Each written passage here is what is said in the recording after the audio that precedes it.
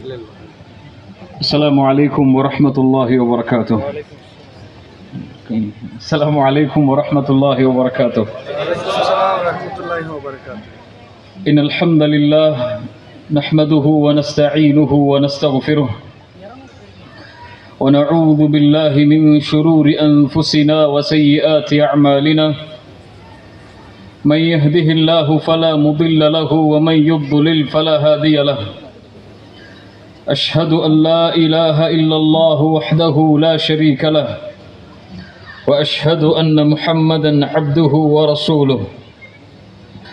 اللهم صل على محمد وعلى آل محمد كما صليت على إبراهيم وعلى آل إبراهيم إنك حميد مجيد. اللهم بارك على محمد وعلى آل محمد كما باركت على إبراهيم وعلى آل إبراهيم إنك حميد مجيد. கண்ணியத்துக்குரிய அல்லாஹ்வின் அடியார்களே, அல்லாஹ் ரப்புல் ஆலமீன் எப்படி அவனுடைய அருளால் அவனுடைய நாட்டத்தால் அல்லாஹ் இந்த ஊரில் என்னையும் உங்களையும் ஒன்று சேர்த்தானோ அதுபோன்று அல்லாஹ் ரப்புல் ஆலமீன் எம்மை ஜன்னத்துல் ஃபிர்தௌஸில், அதிலும் குறிப்பாக அல்லாஹுடைய தூதர் முஹம்மது ரசூலுல்லாஹ் ஸல்லல்லாஹு அலைஹி வஸல்லம் உள்ளத்தின் ஆழத்திலிருந்து அன்போடும் எதிர்பார்ப்போடும் சொல்லுங்கள், ஸல்லல்லாஹு அலைஹி வஸல்லம் அவர்களோடும் அவர்களுடைய தோழர்களோடும் அல்லாஹ் என்னையும் உங்களையும் உலக முஸ்லிம்களையும் ஒன்று சேர்ப்பானாக.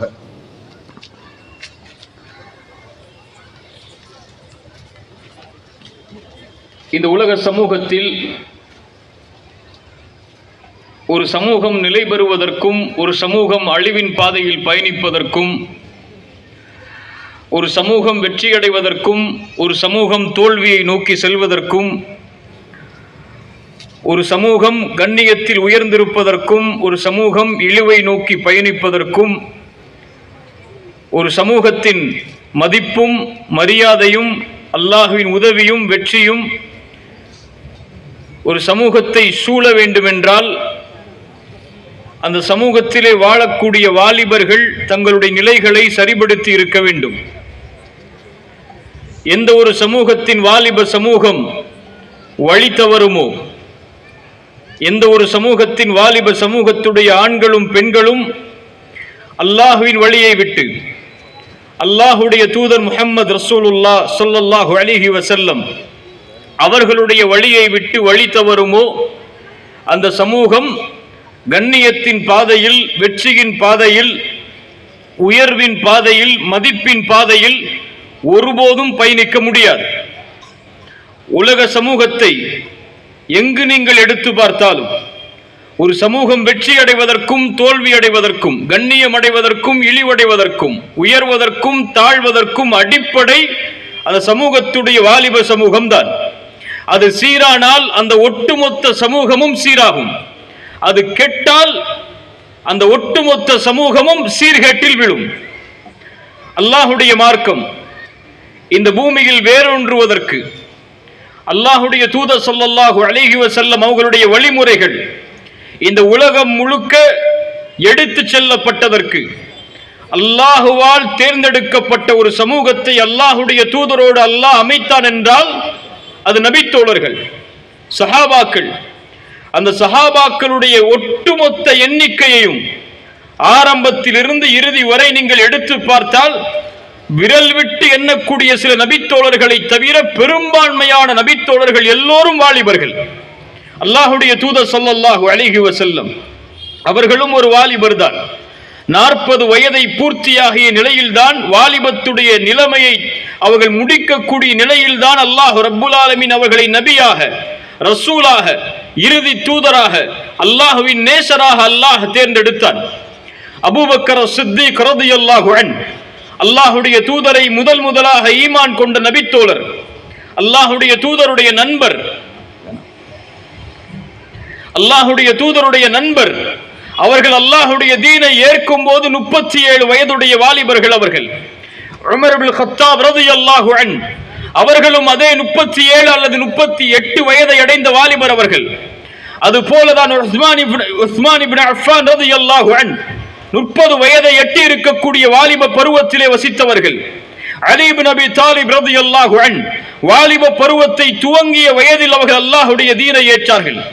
இப்படி அல்லாஹ்வுடைய தூதருடைய நபித்தோழர்கள் யாரை நீங்கள் எடுத்தாலும், பிலால் இப்னு ரபாஹ் ரலியல்லாஹு அன்ஹு, அம்மார் ரலியல்லாஹு அன்ஹு, சஅத் ரலியல்லாஹு அன்ஹு, முஆத் ரலியல்லாஹு அன்ஹு, முஸ்அப் இப்னு உமைர் ரலியல்லாஹு அன்ஹு, ஹந்தலா ரலியல்லாஹு அன்ஹு, இவர்கள் ஒட்டுமொத்த நபித்தோழர்களுடைய சமூகமும் அல்லாஹ்வுடைய தீனை ஏற்கும் போது, அல்லாஹ்வுடைய தீனில் பயணிக்கும் போது அவர்கள் வாலிபர்களாக இருந்தார்கள். இந்த அல்லாஹ்வுடைய தீனை முதலாக அல்லாஹ்வுடைய தூதருக்கு பிறகு உலக மன்றத்தில் எடுத்து வைத்த ஒரு மிகச்சிறந்த நபித்தோழரை அல்லாஹ்வுடைய தூதர் தன்னுடைய பட்டறையில் வளர்த்து ஹபஷாவை நோக்கி அனுப்பி வைத்தார்கள். ஹபஷாவுடைய பயணம் சஹாபாக்களுடைய இன்னல்களுக்கும் சிரமங்களுக்கும் கஷ்டங்களுக்கும் பிறகு அல்லாஹ்வின் அனுமதி வருகிறது.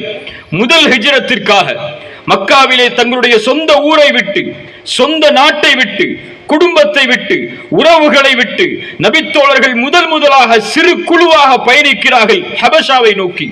பெரும் நபித்தோழர்கள் அந்த சபையில் உண்டு. ஹபஷாவை நோக்கி அல்லாஹ்வுடைய தூதர் செல்லும் போது சொன்னார்கள், அந்த நாட்டை நீங்கள் செல்லுங்கள், அந்த நாட்டிலே அநீதம் செய்யாத ஒரு அரசன் இருக்கிறான், அவன் மூலமாக உங்களுக்கு நீதி கொடுக்கப்படும் என்று. அல்லாஹ்வுடைய தூதருடைய வார்த்தையை நம்பி அந்த நபித்தோழர்கள் பயணித்தார்கள் ஹபஷாவை நோக்கி.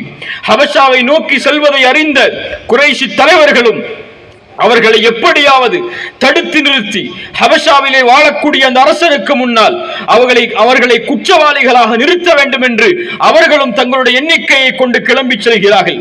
ஹபஷாவின் அரசரை சந்திக்கிறார்கள். எங்களுடைய ஊரிலிருந்து தப்பித்து, எங்களுடைய கொள்கையை விமர்சித்து, எங்களுடைய மதத்தை எதிர்த்து ஒரு சமூகம் உங்களை வந்தடைந்திருக்கிறது. அவர்கள் எப்படியாவது நீங்கள் திருப்பி அனுப்பிவிடுங்கள், இல்லை என்றால் உங்களுடைய மதத்திலும் அவர்கள் குழப்பத்தை ஏற்படுத்தி விடுவார்கள் என்று ஹபஷாவுடைய மன்னரை நஜாசியை எச்சரிக்கிறார்கள்.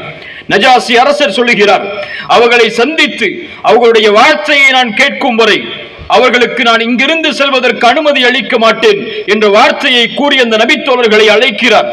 ஏழைகளாக பஞ்சம் பிழைக்க வந்தவர்களை போர் அந்த நபித்தோழர்களுடைய காட்சியை அவர் பார்க்கும் போது அவர்களை பார்த்து கேட்டார், நீங்கள் யார்? எங்கிருந்து வந்திருக்கிறீர்கள்? எந்த கொள்கையை சுமந்திருக்கிறீர்கள்? நீங்கள் ஏதோ நஸ்ரானி மதத்தை, யூத மதத்தை குறை கூறுவதாக, விமர்சிப்பதாக, எதிர்ப்பதாக நான் கருதுகிறேன். உங்களுடைய மார்க்கம் என்ன? உங்களுடைய வழிமுறை என்ன? நீங்கள் சுமந்திருக்கக்கூடிய இந்த தீன் எது என்பதை எடுத்துச் சொல்லுங்கள் யாராவது உங்களிடமிருந்து என்று நஜாசி அரசர் அழைப்பு விடுக்கும் போது முதலாக அந்த நபித்தோழர்களுடைய மத்தியில் மூத்த நபித்தோழர்கள் இருந்தாலும் அந்த நபித்தோழர்கள் எல்லோரும் ஒன்று சேர்ந்து ஒருவரை நியமித்தார்கள். ஜாஃபர் இப்னு அபி தாலிப் ரலியல்லாஹு அன்ஹு வெறும் 22 வயதை உடைய வாலிபர். 22 வயதை உடைய அந்த இஸ்லாமை ஏற்ற அந்த வாலிபர் குறைஷி குடும்பத்தில் அல்லாஹ்வுடைய தூதருடைய உறவாக பிறந்தவர். அவர்கள் எழுந்து நஜாசி அரசருக்கு முன்னால் பேசி அந்த வார்த்தைகளை வரலாற்றிலே படித்து பாருங்கள், சீராவுடைய புத்தகங்களை திருப்பி படித்து பாருங்கள். அது போன்ற ஒரு அழைப்பை, அது போன்ற ஒரு சிறந்த அழைப்பின் வார்த்தைகளை, அல்லாஹ்வுடைய தீனை எடுத்து வைக்கக்கூடிய முறையின் வார்த்தைகளை வேறு எந்த புத்தகத்திலும் நீங்கள் படித்து இருக்க முடியாது. நஜாசி அரசன் ஜாஃபர் இப்னு அபி தாலிப் ரலியல்லாஹு அன்ஹு அவர்கள் அந்த பேச்சை முடித்தவுடன் சொன்னார், ஈசா எந்த மதத்தை கொண்டு வந்தாரோ அதே குச்சியின் நேர்கோட்டில் தான் நீங்களும் ஒரு மதத்தை, ஒரு வழிமுறையை சுமந்திருக்கிறீர்கள் என்று ஜாஃபர் இப்னு அபி தாலிப் ரலியல்லாஹு அன்ஹு அவர்களுடைய இந்த அழைப்பிற்கு பதில் கொடுத்தார்கள். அல்லாஹ்வுடைய தூதர் ஸல்லல்லாஹு அலைஹி வஸல்லம் அதுபோல்தான் மதீனாவை நோக்கி அவர்கள் செல்வதற்கு முன்னால் எத்ரிபில் இருந்து வந்த தோழர்கள் அல்லாஹ்வுடைய தூதரை அரவணைப்பதற்காக நாங்கள் காத்திருக்கிறோம், மக்காவை விட்டு கிளம்பி நீங்கள் எல்லோரும் எங்களுடைய ஊரை வந்தடைந்து விடுங்கள் என்ற அழைப்பிற்காக அல்லாஹ்வுடைய தூதர் ஸல்லல்லாஹு அலைஹி வஸல்லம் அவர்களை சந்தித்து, அல்லாஹ்வுடைய தூதரை நாங்கள் திரும்பச் செல்கிறோம், உங்களுடைய தோழர்களை எங்களிடத்திலே அனுப்பி வையுங்கள். அதற்கு முன்னதாக எத்ரிபில் அல்லாஹ்வுடைய தீனை எடுத்து வைப்பதற்காக, அல்லாஹ்வுடைய மார்க்கத்தை பறைசாற்றுவதற்காக ஒரு தூதரை எங்களுக்கு நீங்கள் அனுப்புங்கள் அல்லாஹ்வுடைய தூதரே என்று அல்லாஹ்வுடைய தூதருக்கு அவர்கள் கூறும்போது அல்லாஹ்வுடைய தூதர் ஸல்லல்லாஹு அலைஹி வஸல்லம் ஒரு நபித்தோழரை தேர்ந்தெடுக்கிறார்கள். முஸ்அப் இப்னு உமைர் ரலியல்லாஹு அன்ஹு ஏழ்மையின் வாசத்தில் தங்களுடைய நபித்துவத்தை ஏற்றுக்கொண்ட காரணத்தால் கழித்துக் கொண்டிருக்கக்கூடிய அந்த நபித்தோழரை அல்லாஹ்வுடைய தூதர் முதலாக தேர்ந்தெடுத்து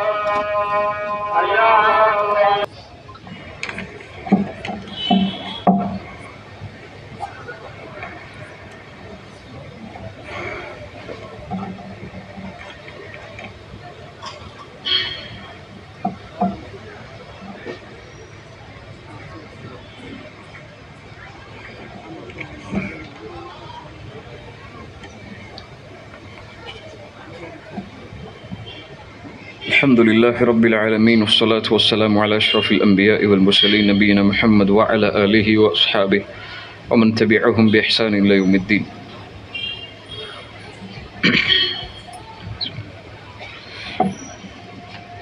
அல்லாஹுடைய தூதர் ஸல்லல்லாஹு அலைஹி வஸல்லம் தேர்ந்தெடுத்து யஸ்ரிபை நோக்கி அனுப்பி வைப்பதற்காக தேர்ந்தெடுத்த நபித்தோழர் முஸ்அப் இப்னு உமைர் ரலியல்லாஹு அன்ஹு அவர்களும் ஒரு வாலிபர்.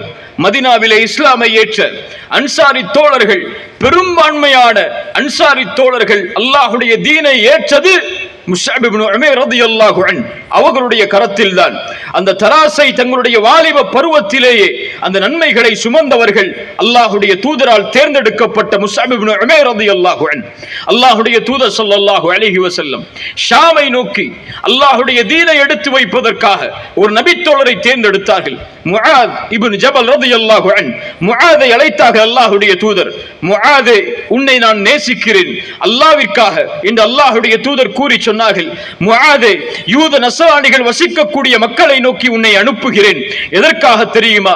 ஃபதுஉஹும் இலா ஷஹாதத்தி அல்லா இலாஹ இல்லல்லாஹ், அல்லாஹுடைய லா இலாஹ இல்லல்லாஹ் என்ற ஷஹாதத்தின் பக்கம் அந்த ஷாமுடைய வாசிகளை நீ அழைப்பீராக முஆதே என்று அல்லாஹுடைய தூதர் தேர்ந்தெடுத்த முஆத் ஒரு வாலிபர். அல்லாஹுடைய தூதர் ஸல்லல்லாஹு அலைஹி வஸல்லமுடைய சபையில் வளர்ந்த அத்துணை நபி தோழர்களும் அப்துல்லா இப்னு உமர் ரலியல்லாஹு அன்ஹு அவர்கள் அல்லாஹுடைய தூதரால் தேர்ந்தெடுக்கப்பட்ட வாலிபர். அல்லாஹுடைய தூதர் ஸல்லல்லாஹு அலைஹி வஸல்லம் போர்க்களங்களை மதீனாவில் துவங்கும் போது எத்துணை வாலிப சஹாபாக்களை அவர்கள் வயதை அடையவில்லை என்ற காரணத்திற்காக மட்டும் அல்லாஹுடைய தூதர் திருப்பி அனுப்பி இருக்கிறார்கள் தெரியுமா? அப்துல்லா இப்னு உமர் ரலியல்லாஹு அன்ஹு சொல்கிறார்கள், உஹதுடைய போர்க்களத்தில் கலந்து கொள்வதற்காக அல்லாஹுடைய தூதருடைய கண்களில் பட்டுவிடக் கூடாது என்பதற்காக அவர்கள் கண்டால் எங்களை வயதை அடையவில்லை என்ற காரணத்தால் போரில் இருந்து விலக்கி விடுவார்கள் என்பதற்காக அவர்களுடைய கண்படாத இடத்தை நாங்கள் தேடி ஒளிந்திருப்போம். இருந்தாலும் அல்லாஹுடைய தூதர் எங்களை கண்டு இந்த போரில் உங்களுக்கு அனுமதி இல்லை, நீங்கள் அடுத்தடுத்த போர்க்களங்களில் கலந்து கொள்ளுங்கள் வயதை அடைந்ததற்கு பிறகு இந்த அல்லாஹுடைய தூதரால் திருப்பி அனுப்பப்பட்ட எத்துணை நபி தோழர்கள் அப்துல்லா இப்னு உமர் ரலியல்லாஹு அன்ஹு, உஸாமா இப்னு ஸைத் ரலியல்லாஹு அன்ஹு இவர்கள் அத்துணை பேரும் வாலிபர்கள். அல்லாஹுடைய தூதர் ஸல்லல்லாஹு அலைஹி வஸல்லம் அவர்களால் உலக மன்றத்திற்காக ஒரு போரை தொடுத்து அந்த போரில் அபூபக்கரையும் உமரையும் உஸ்மானையும் முஆதையும் இன்னும் பெரும் நபித்தோழர்களை அல்லாஹுடைய தூதர் ஒன்றிணைத்து அவர்களுக்கு தலைமை தாங்குவதற்காக அல்லாஹுடைய தூதர் தேர்ந்தெடுத்த ஒரு மிகச்சிறந்த வாலிபர் உஸாமா இப்னு ஸைத் ரலியல்லாஹு அன்ஹு. 17 வயது 18 வயது பூர்த்தியான ஒரு வாலிபரை அல்லாஹுடைய தூதர் தேர்ந்தெடுத்து அபூபக்கருக்கு தலைமை தாங்குவதற்காக ரலியல்லாஹு அன்ஹு, உமருக்கு தலைமை தாங்குவதற்காக ரலியல்லாஹு அன்ஹு, இன்னும் பெரும் நபித்தோழர்களுக்கு தலைமை தாங்குவதற்காக அல்லாஹுடைய தூதர் நியமித்தார்கள் என்றால் அந்த வாலிப சமூகத்தின் ஈமானிய பற்றை அல்லாஹுடைய தூதர் எப்படி பார்த்திருப்பார்கள்? அந்த வாலிப சமூகத்தின் அல்லாஹுடைய மார்க்கத்தின் உறுதியை அல்லாஹுடைய தூதர் எப்படி பார்த்திருப்பார்கள்? அந்த வாலிப சமூகத்தின் மார்க்கத்தின் தெளிவை அல்லாஹுடைய தூதர் எப்படி பார்த்திருப்பார்கள்? அந்த வாலிப சமூகத்தின் அல்லாஹுடைய மார்க்கத்தின் தியாகத்தை அல்லாஹுடைய தூதர் எப்படி பார்த்திருப்பார்கள்? இந்த சமூகத்தின் வாலிபர்களை பார்த்தால் அப்படி தேர்ந்தெடுக்க முடியுமா? அல்லாஹுடைய மார்க்கத்தின் தெளிவை சுமக்கக்கூடிய வாலிபர்களாகவா எம்முடைய மார்க்கத்தை சுமந்திருக்கக்கூடிய சமூகத்தின் வாலிபர்கள் வாழ்கிறார்கள்? இல்லா மாஷா அல்லாஹ். மார்க்கத்தின் உறுதியை பெற்றவர்களாகவா எம்முடைய சமூகத்தின் வாலிபர்கள் வாழ்கிறார்கள்? மார்க்கத்தின் தெளிவை, மார்க்கத்தின் மன உறுதியை பெற்றவர்களாகவா எம்முடைய சமூகத்தின் வாலிபர்கள் வாழ்கிறார்கள்? அல்லாஹுடைய தூதருக்காக நபித்தோடைய சமூகத்தில் அவர்கள் செய்த தியாகங்கள் என்ன? முஆத், முஅவ்வித் ரலியல்லாஹு அன்ஹுமா, அப்துர் ரஹ்மான் இப்னு அவுஃப் அவர்கள் சொல்கிறார்கள், பத்ருடைய போர்க்களத்தில் கலந்து கொள்கிறேன். கலந்து கொள்ளும் போது 2 சிறுவர்களாக இருந்த வாலிப சமூகத்தை அடைந்திருக்கக்கூடிய முஆதும் முஅவ்விதும் எனக்கு அருகிலே வந்து இருந்தார்கள். வந்து சொன்னார்கள், என் சாச்சாவே, எங்கே அபூஜஹல் இருக்கிறான்? அவர்கள் கேட்டார்கள் அப்துர் ரஹ்மான் இப்னு அவுஃப் ரலியல்லாஹு அன்ஹு, ஏன் நீ அபூஜஹலை கேட்கிறாய்? 2 வாலிபர்களை பார்த்து அவர் சொன்னார், அந்த அபூஜஹல் அல்லாஹ்வுடைய தூதரை எதிர்க்கிறானாம், அல்லாஹுடைய தூதரை சபிக்கிறானாம், அல்லாஹுடைய தூதரை ஏசுகிறானாம். அவர்களை நான் கண்டால் அவனை 2 துண்டாக பிளக்கும் வரை என் உயிரை நாங்கள் விடமாட்டோம் என்ற உறுதியோடு இங்கே வாள்களை சுமந்து வந்திருக்கிறோம் என்று போர்க்களத்தில் அப்துர் ரஹ்மான் பின் அவுஃப் அபூஜஹலை பார்த்தும் போது சொன்னார்கள், அந்த வாலிபர்களை பார்த்து, அவர்தான் அபூஜஹல் என்று. இருவரும் போட்டியிட்டு அபூஜஹலை அந்த போர்க்களத்தில் அவர்கள் கொலை செய்தார்கள். 2 பேரும் அபூஜஹலை மரணிக்க வைத்ததற்கு பிறகு அல்லாஹுடைய தூதரிடத்திலே வந்து சொன்னார்கள், அல்லாஹ்வின் தூதரே, நான் தான் அபூஜஹலை கொலை செய்தேன், நான் தான் அபூஜஹலை கொலை செய்தேன் என்று. அல்லாஹுடைய தூதர் ஸல்லல்லாஹு அலைஹி வஸல்லம் அந்த இருவரையும் போற்றி அந்த இடத்திலிருந்து அவர்களை களைய வைத்தார்கள்.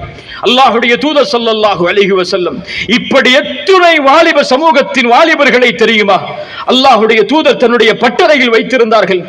அல்லாஹுடைய மார்க்கத்திற்காகவே வாழ்ந்து, அல்லாஹுடைய மார்க்கத்திற்காகவே வாழக்கூடிய வாழ்க்கையின் நாட்களை கழித்து, அல்லாஹுடைய மார்க்கத்திற்காகவே தன்னுடைய வாழ்வை முடிக்கும் துணிவை வாலிப பருவத்திலே அல்லாஹுடைய தூதர் அந்த வாலிப சமூகத்திற்கு கொடுத்திருந்தார்கள். அல்லாஹுடைய தூதர் ஸல்லல்லாஹு அலைஹி வஸல்லம் அவர்களுடைய சமூகத்தில் ஸைத் இப்னு சாபித் ரலியல்லாஹு அன்ஹு அவர்கள் சொல்கிறார்கள், அல்லாஹுடைய தூதர் ஸல்லல்லாஹு அலைஹி வஸல்லம் ஒரு போர்க்களத்தில், உஹதுடைய போர்க்களத்தில் ஸஅத் இப்னு ரபீஐ தேடி வருமாறு அனுப்பினார்கள். எங்கே ஸஅதை நான் பார்க்கவில்லை என்று. அல்லாஹுடைய தூதர் ஸஅதின் மீது வைத்திருந்த அன்பை விவரிக்க முடியாது. ஸஅத் இப்னு ரபீ எங்கே இந்த போர்க்களத்தில், அவரை நான் பார்க்க முடியவில்லையே என்று ஸைதை அழைத்து அல்லாஹுடைய தூதர் ஸல்லல்லாஹு அலைஹி வஸல்லம் அவர்கள் கூறும்போது, ஸைத் இப்னு சாபித் ரலியல்லாஹு அன்ஹு அந்த போர்க்களத்திலே கிளம்பி சென்று பார்க்கிறார்கள், எங்காவது அவர்கள் கொலை செய்யப்பட்டு ஷஹீதாக்கப்பட்டு மரணித்திருக்கிறார்களா என்று. ஸைத் அவர்கள் தேடி செல்லும் போது ஷஹீதாக்கப்பட்ட நபித்தோழர்கள் மத்தியில் உயிரை கையில் பிடித்துக் கொண்டு ஒரு செய்தியை கூறுவதற்காக ஒரு நபித்தோழ வாலிபர் ஸஅத் இப்னு ரபீ ரலியல்லாஹு அன்ஹு மூச்சை எண்ணிக்கொண்டிருக்கிறார். ஸைத் அவர்கள் ஸஅதை பார்க்கும்போது சொன்னார்கள், ஸஅதே, உன் நிலைமையை அல்லாஹுடைய தூதர் கேட்டு வருமாறு அனுப்பினார்கள், எப்படி இருக்கிறாய்? அல்லாஹுடைய தூதர் அவர்கள் புறத்திலிருந்து உமக்கு சலாமை சொன்னார்கள். ஸஅத் அவர்கள் சொன்னார்கள், ஸைத் அவர்களே, அல்லாஹுடைய தூதருக்கு என்னுடைய சலாமை எடுத்து வைத்து விடுங்கள், நான் சொர்க்கத்தின் நறுமணத்தை நுகர்ந்து கொண்டிருக்கிறேன் என்ற செய்தியையும் எடுத்து வைத்து விடுங்கள். என்னுடைய முன்னுடம்பில் 70க்கும் மேற்பட்ட காயங்களோடு சொர்க்கத்தின் நறுமணத்தை நான் நுகர்ந்து கொண்டிருக்கிறேன் என்ற செய்தியை அல்லாஹுடைய தூதருக்கு எடுத்து வைத்து விடுங்கள். என் தோழர்களாகிய அன்சாரிகளுக்கு இந்த செய்தியை ஸைத் அவர்களை எடுத்துச் சொல்லுங்கள். அல்லாஹுடைய தூதர் உயிரோடு இருக்கும் வரை அவர்களுடைய பாதுகாப்பை நீங்கள் தவறவிட்டு விட்டால், அவர்களுடைய கண்ணியத்தை, அவர்களுடைய மானத்தை, அவர்களுடைய உயிரை பாதுகாப்பதை நீங்கள் தவறவிட்டு விட்டால் அல்லாஹ்வின் புறத்திலிருந்து உங்களுக்கு மன்னிப்பே கிடையாது என்ற செய்தியையும் அன்சாரி தோழர்களுக்கு எடுத்துச் சொல்லுங்கள் என்ற வீர முழக்கத்தை முழங்கிய நிலையில் அல்லாஹ் அவர்களுடைய உயிரை கைப்பற்றினான். அவர்கள் ஒரு வாலிபர்கள். அந்த வாலிப சமூகத்தை அல்லாஹ்வுடைய தூதர் உருவாக்கினார்கள். யாஸர் ரலியல்லாஹு அன்ஹு, அம்மார் ரலியல்லாஹு அன்ஹு, சுமையா ரலியல்லாஹு அன்ஹா, ஒரு குடும்பம் அல்லாஹ்வுடைய மார்க்கத்திற்காக தன்னுடைய உயிரை ஈர்த்தது. அவர்கள் யார்? வாலிபர்கள். யாஸர், அம்மார், சுமையா ரலியல்லாஹு அன்ஹுமா அவர்கள் அனைவரும் அபூஜஹலால் கொலை செய்யப்படுவதற்கு தண்டிக்கப்பட்டார்கள், வேதனை செய்யப்பட்டார்கள். யாஸர் ரலியல்லாஹு அன்ஹு கணவனுக்கு மனைவிக்கு முன்னால் கணவன், சுமையா ரலியல்லாஹு அன்ஹா கணவனுக்கு முன்னால் மனைவி, இருவருக்கும் முன்னாலும் அம்மார் ரலியல்லாஹு அன்ஹு என மூவரும் ஒரே இடத்தில் வைத்து அல்லாஹுடைய தீனுக்காக சோதிக்கப்பட்டார்கள். மூவரும் சொன்னார்கள், அஷ்ஹது அல்லா இலாஹ இல்லல்லாஹ். தன்னுடைய கணவனுக்கு முன்னால், தன்னுடைய மகனுக்கு முன்னால் ஒரு பெண்ணை நிர்வாணப்படுத்தி அந்த பெண்ணை ஒரு ஈட்டி முனையில் லா இலாஹ இல்லல்லாஹ்வை விடும்படி மிரட்டி அவர்கள் முடியாது என்று கூறி அதே உறுதியை பார்த்த கோபத்தில் ஈட்டி முனையில் அவர்கள் பிறப்புறுப்பின் மேல் ஈட்டியை குற்றி கொலை செய்த அபூஜஹல் அவர்களுடைய உறுதியை பார்த்து யாஸர் ரலியல்லாஹு அன்ஹு சோதிக்கப்பட்டார்கள். அவர்களுடைய உறுதியை பார்த்து அம்மார் ரலியல்லாஹு அன்ஹு சோதிக்கப்பட்டார்கள்.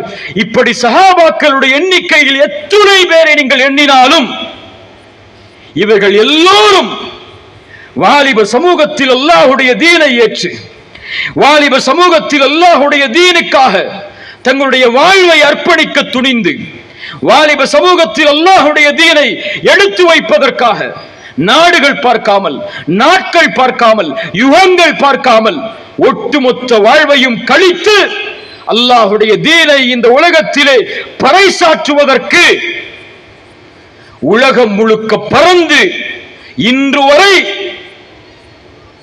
நாமும் அஷ்ஹது அல்லா இலாஹ இல்லல்லாஹ் வ அஷ்ஹது அன்ன முஹம்மதர் ரசூலுல்லாஹ் என்ற ஷஹாதத்தை மொழியக்கூடிய முஸ்லிம்களாக அல்லாஹ் எமக்கு நேர்வழி காட்டி வாழ வைத்ததுடைய அடிப்படை அந்த நபித்தோழர்கள் சஹாபாக்களுடைய அந்த தியாகங்களின் வரலாறுகள் தான்.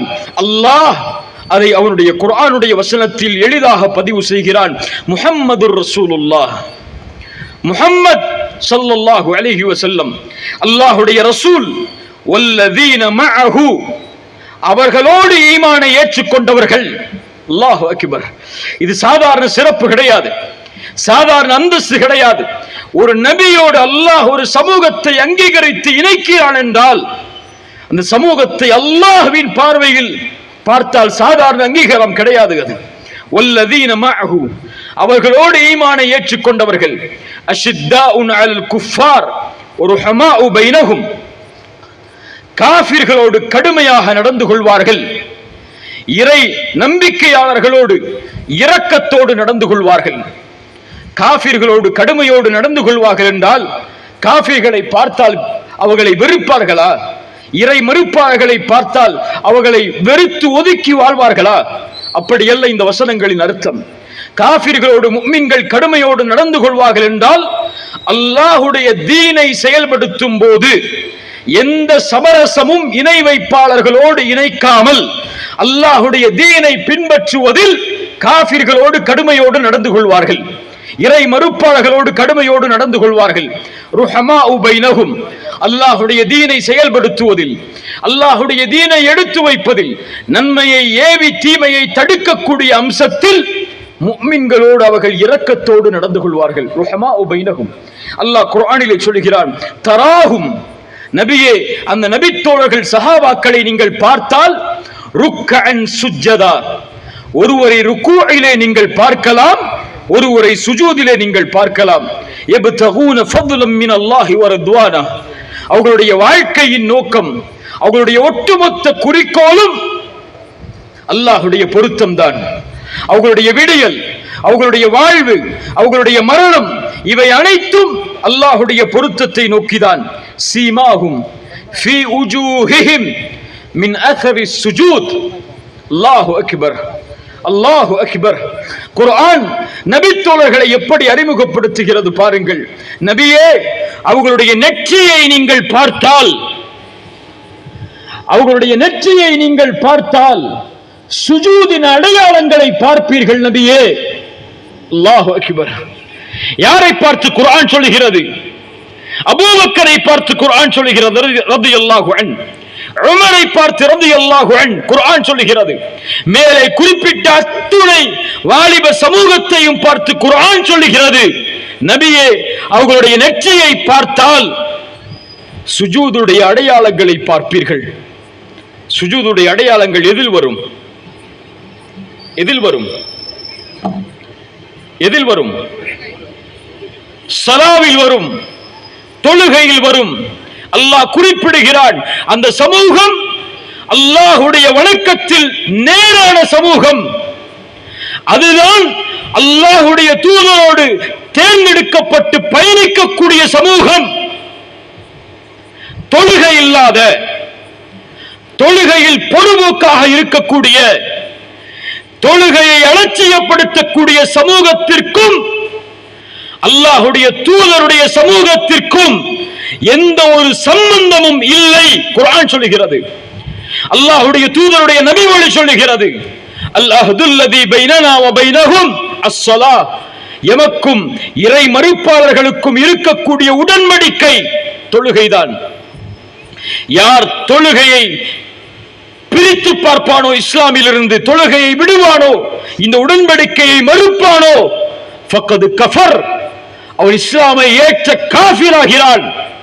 அல்லாஹ்வுடைய தூதருடைய வார்த்தை, சஹாபாக்களுடைய ஒட்டுமொத்த ஃபத்வா, அபூபக்கர் ரலியல்லாஹு அன்ஹு, உமர் ரலியல்லாஹு அன்ஹு என ஒட்டுமொத்த நபித்தோழர்களையும் இணைத்து பாருங்கள்.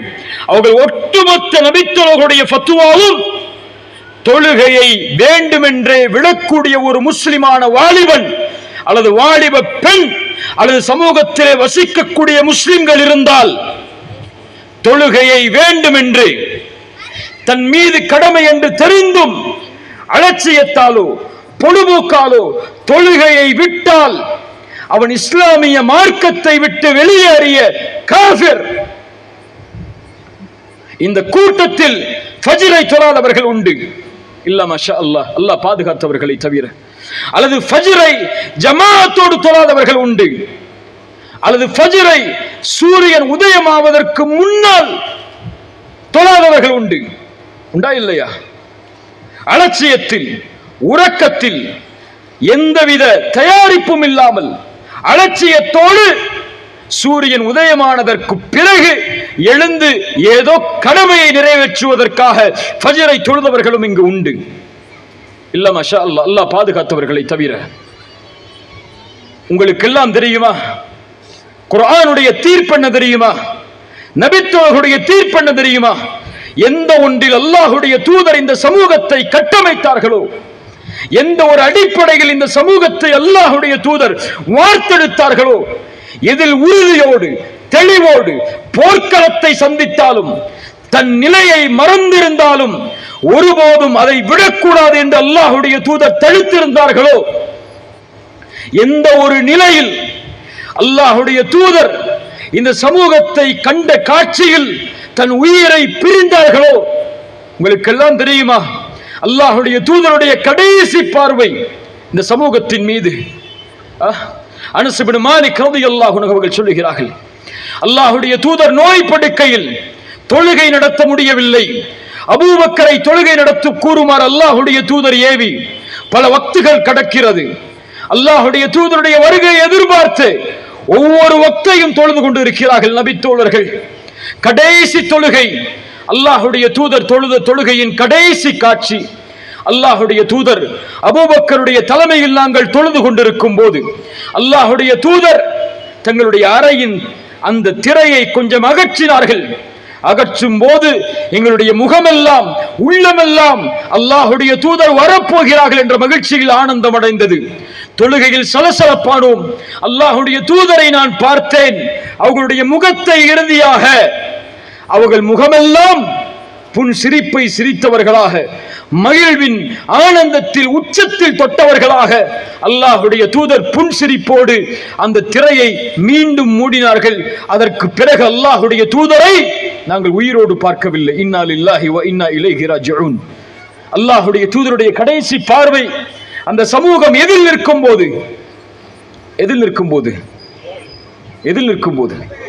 தொழுகையில். இந்த சமூகத்தை பார்த்தால் உயிரை தியாகம் செய்வதல்ல, உடைமைகளை தியாகம் செய்வதல்ல, ஊரை தியாகம் செய்வதல்ல, தன் நாட்டை துறப்பதல்ல, அல்லது தன் உறவுகளை வெட்டி வாழ்வதல்ல. அல்லாஹ்வுடைய தூதருடைய கட்டளையால் எந்த தியாகமும் இல்லாமல் வெறும் ஒரு நாளில் 5 வக்து தொழுகைகளை கூட நேரத்தை பேணி தொழக்கூடிய சமூகமாக ஒரு சமூகம் உருவாகவில்லை என்றால் அல்லது உருவாக்கவில்லை என்றால் அந்த சமூகம் வெற்றி அடைவதோ, கண்ணியத்தை அடைவதோ, உயர்வை அடைவதோ, அல்லது எதிரிகளுடைய சூழ்ச்சியில் அகப்படுவதை விட்டு வெற்றி அடைவதோ நடப்பதெல்லாம் பகல் கனவை கண்டு அந்த சமூகம் மடிவதை தவிர வேறு வழி கிடையாது. அல்லாஹ் குர்ஆனிலே சொல்கிறான், நபியே ஃபഖலஃப மின் பஅதிஹிம் கல்ஃபுன், பின்னால் வரக்கூடிய மக்கள், உங்களை பின்தொடர்ந்து வரக்கூடிய மக்கள் அபாஉஸ்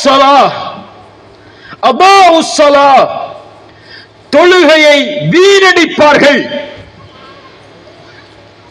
வத்தபஉஷ் ஷஹவாத், இந்த 2 தான் இன்று தலைப்பு. மனோ இச்சையை, ஷஹவாத்துகளை பின்பற்றி செல்வார்கள். ஃபஸௌஃப யல்கௌன கய்யா, அவர்களை அல்லாஹ் கய்யா என்ற நரக ஓடையை சங்கமிக்க வைப்பான். தொழுகையை பாழாக்குதல் என்றால் என் வாலிபர்களை பார்த்து கேட்கிறேன், வாலிப பெண்களை பார்த்து கேட்கிறேன், தொழுகையை பாழாக்குவது என்றால் என்ன? தொழுகையை விடுவதா? தொழுகையை விடுபவர்களை அல்லாஹ் நரகவாதிகள் என்று இந்த வசனத்திலே சொல்லுகிறான். இப்னு அப்பாஸ் பெரும் குர்ஆனுடைய விரிவுரையாளர் சொன்னார்கள், அல்லாஹ் தொழுகையை பாழாக்கக்கூடிய சமூகம் என்று இந்த வசனத்திலே சொல்லக்கூடிய சமூகம் தொழுகையை அதனுடைய நேரத்திலிருந்து தவறி தொழக்கூடிய சமூகம். ஃபஜ்ரை சூரியன் உதயமானதற்கு பின்னால் தொழுவார்கள். அல்லாஹ் ஏற்றுக்கொள்வானா? அல்லாஹ் ஏற்றுக்கொள்வானா?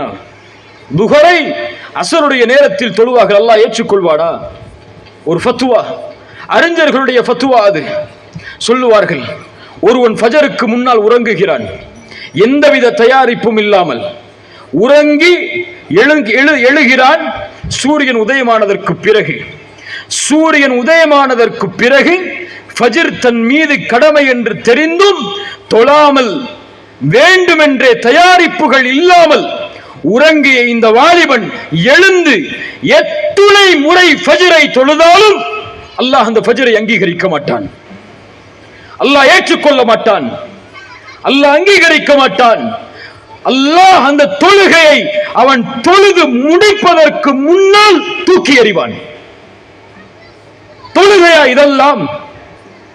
அல்லாஹ்வுடைய அழைப்பை கேட்டதற்கு பிறகும், ஹய்யா அலஸ் ஸலாஹ் என்ற அழைப்பை கேட்டதற்கு பிறகும் தொழுகைக்கு செல்லாமல் உறங்கக்கூடிய உள்ளங்கள் எல்லாம் முஸ்லிம்களின் முஃமின்களின் உள்ளமா? நபித்தோழர்கள் சொல்லுகிறார்கள், எங்களுடைய காலத்தில் நயவஞ்சகர்களை தவிர வேறு யாரும் ஃபஜ்ரை விட மாட்டோம். முஸ்லிம் ஊர்களில் ரமதான் வந்தால் பள்ளிகளில் தொழுவதற்கு இடமில்லை. ஃபஜ்ர் தொழுகைக்காக ஜும்ஆவிலே நிரம்பக்கூடிய கூட்டத்தை போல் ஃபஜ்ருடைய தொழுகையில் கூட்டம் இருக்கிறது. எதற்காக? சஹர் என்ற உணவை, சுன்னாது, அது ஃபர்து கூட கிடையாது, சுன்னாவான உணவு அது. அந்த ஒரு உணவை தின்று பசியை கைப்பிடித்து இஃப்தார் வரை வைக்க வேண்டும் என்பதற்காக எழுந்து வேறு வழி இல்லாமல் உறங்கி விடுவோமே என்று ஃபஜ்ரை தொழக்கூடிய மக்கள் நம்முடைய சமூகத்தில் ஏராளம் ஏராளம். ரமதான் முடிந்து விட்டால், கடந்து விட்டால், அதே பள்ளிதான், அதே ஊர்தான், அதே மக்கள் தான், அதே தெருவாசிகள் தான், அதே வாலிபர்கள் தான். எங்கே அவர்கள் எல்லாம்? எங்கே அவர்கள் எல்லாம்? யாரை வணங்கினார்கள் அப்படி என்றால்? ஃபஜ்ரில், ரமதானுடைய ஃபஜ்ரில் அல்லாஹ்வை வணங்கினார்களா? ரமதானை வணங்கினார்களா? ரமதான் முடிந்ததற்கு பிறகு அவர்கள் யாரை வணங்கிக் கொண்டிருக்கிறார்கள்? ஏன் கடுமையோடு இதை சாடுகிறேன் தெரியுமா? ஒரு சமூகம் வெற்றி அடையாது, ஒரு சமூகம் பாதுகாப்பை பெறாது, ஒரு சமூகம் கைவிடப்படும். இந்த புரட்சியை அந்த சமூகத்தின் வாலிப ஆண்களும் பெண்களும் செய்யாமல், என்ன புரட்சி தெரியுமா? தொழுகையின் புரட்சி அது. அதான் சொல்லப்பட்டதற்கு பிறகு உலகமே எதிர்த்து வந்தாலும், உலகமே நின்றாலும் எல்லாவற்றையும் தூக்கி எறிந்து அல்லாஹ்விற்காக தொழுகைக்கு தயாராகாத சமூகம் அல்லாஹ்வின் தூதரின் சமூகமாக ஒருபோதும் மாறாது. அல்லாஹ்வுடைய தூதர் ஸல்லல்லாஹு அலைஹி வஸல்லம் சொன்னார்கள், யார் ஒருவன் ஃபஜ்ரை தொழுவானோ அவன் பாதுகாப்பை பெறுகிறான். என்ன பாதுகாப்பை பெறுகிறான்? என்ன பாதுகாப்பை பெறுகிறான்? அல்லாஹ்வின் பாதுகாப்பை பெறுகிறான். நான் கேட்கிறேன், ரசூலின் ஹதீஸின் அடிப்படையில் ஒரு குடும்பம் ஃபஜ்ரை தொழுதால் அந்த அன்றைய தினம் அந்த குடும்பம் யாருடைய பாதுகாப்பில் இருக்கும்? யாருடைய பாதுகாப்பில் இருக்கும்? ஒரு தெரு தொழுதால் அந்த தெரு யாருடைய பாதுகாப்பில் இருக்கும்? ஒரு ஊர் தொழுதால் அந்த ஊர் யாருடைய பாதுகாப்பில் இருக்கும்? ஒரு சமூகம் தொழுதால் அந்த சமூகம் யாருடைய பாதுகாப்பில் இருக்கும்? தூதர் சொன்னார்கள், இந்த ஹதீஸை முடிக்கும் போது, அல்லாஹ்வின் பாதுகாப்பில் இருப்பவர்களை எவரும் எந்த தீங்கை கொண்டும் நெருங்க முடியாது என்று. ஒட்டுமொத்த முஸ்லிம் சமூகமும் ஃபஜ்ருடைய தொழுகையில் அல்லாஹ்விற்காக எழுந்து நின்று அல்லாஹ்வின் தியாகத்தை செய்வதற்கு தயாரானால் அந்த சமூகத்தை பாதுகாக்கக்கூடிய உதவி செய்யக்கூடிய பொறுப்பை எடுத்துக் கொள்பவன் யார்? யார்? உங்கள் அரசாங்கமா? நீங்கள் ஓட்டளித்த உங்களுடைய கட்சிகளா? உங்களுடைய ஊரின் ஜமாத்தார்களா? உங்களுடைய ஊரின் தலைவர்களா? அது சமூகத்தை தலைமை தாங்கக்கூடிய இயக்கத்தின் தலைவர்களா உங்களை பாதுகாப்பார்கள்? ஃபஜ்ரை தொழுதால் யார் பாதுகாப்பார்கள்? அல்லாஹ் பாதுகாப்பான். யன்சுருக்குமுல்லாஹு ஃபலா காலிப லக்கும். அல்லாஹ் உங்களுக்கு உதவி செய்தால், அல்லாஹ் உங்களுக்கு வெற்றி அளித்தால், அந்த வெற்றியை யாரால் மிகைக்க முடியும்? குர்ஆன் கேட்கிறது. ரசூலுல்லாஹி ஸல்லல்லாஹு அலைஹி வஸல்லம் சொன்னார்கள், யார் தொழுகையை பாதுகாப்பாரோ அவர் நாளை மறுமையில் வெளிச்சத்தோடு, அல்லாஹ்வின் உதவியோடு, சாட்சியோடு, வெற்றியோடு வருவார். யார் தொழுகையை பாதுகாக்கவில்லையோ அவர் தொழாதவர்கள் அல்ல, தொழுகையை மறந்து வாழ்பவர்கள் அல்ல, தொழுகையை விடுபவர்கள் அல்ல, தொழுகையை பாதுகாப்பவர்கள், நேரம் தவறாமல் தொழுபவர்கள். யார் நேரம் தவறாமல் தொழுதார்களோ அவர்கள் நாளை மறுமையில் வெற்றியாளர்கள். நேரம் தவறி தொழுகையை பாதுகாக்காமல் தொழக்கூடியவர்கள், ரசூலுடைய வார்த்தை, நாளை மறுமையில் வெற்றி அடைய மாட்டார்கள். அல்லாஹ்வின் உதவி கிடைக்காது, அல்லாஹ்வின் சாட்சி அவர்களுக்கு கிடைக்காது. நாளை மறுமையில் அவர்கள் ஃபிரௌனோடு, ஹாமானோடு, உபை இப்னு கலஃப் போன்ற கொடிய முனாஃபிக்குகளோடு அவர்கள் எழுப்பப்படுவார்கள். இவர்கள் எல்லாம் முஸ்லிம்களா? நான் சொன்னவர்கள் எல்லாம் இவர்கள் எல்லாம் முஃமின்களா எழுப்பப்படுவதற்கு? இவர்கள் காஃபிர்கள், இவர்கள் முனாஃபிக்குகள். இவர்களோடு தொழுகையை பாதுகாக்காதவன் எழுப்பப்படுவான் என்றால் தொழுகையை பாதுகாக்காத நான் யார்? தொழுகையை பாதுகாக்காதவர்கள் எல்லோரும் யார்?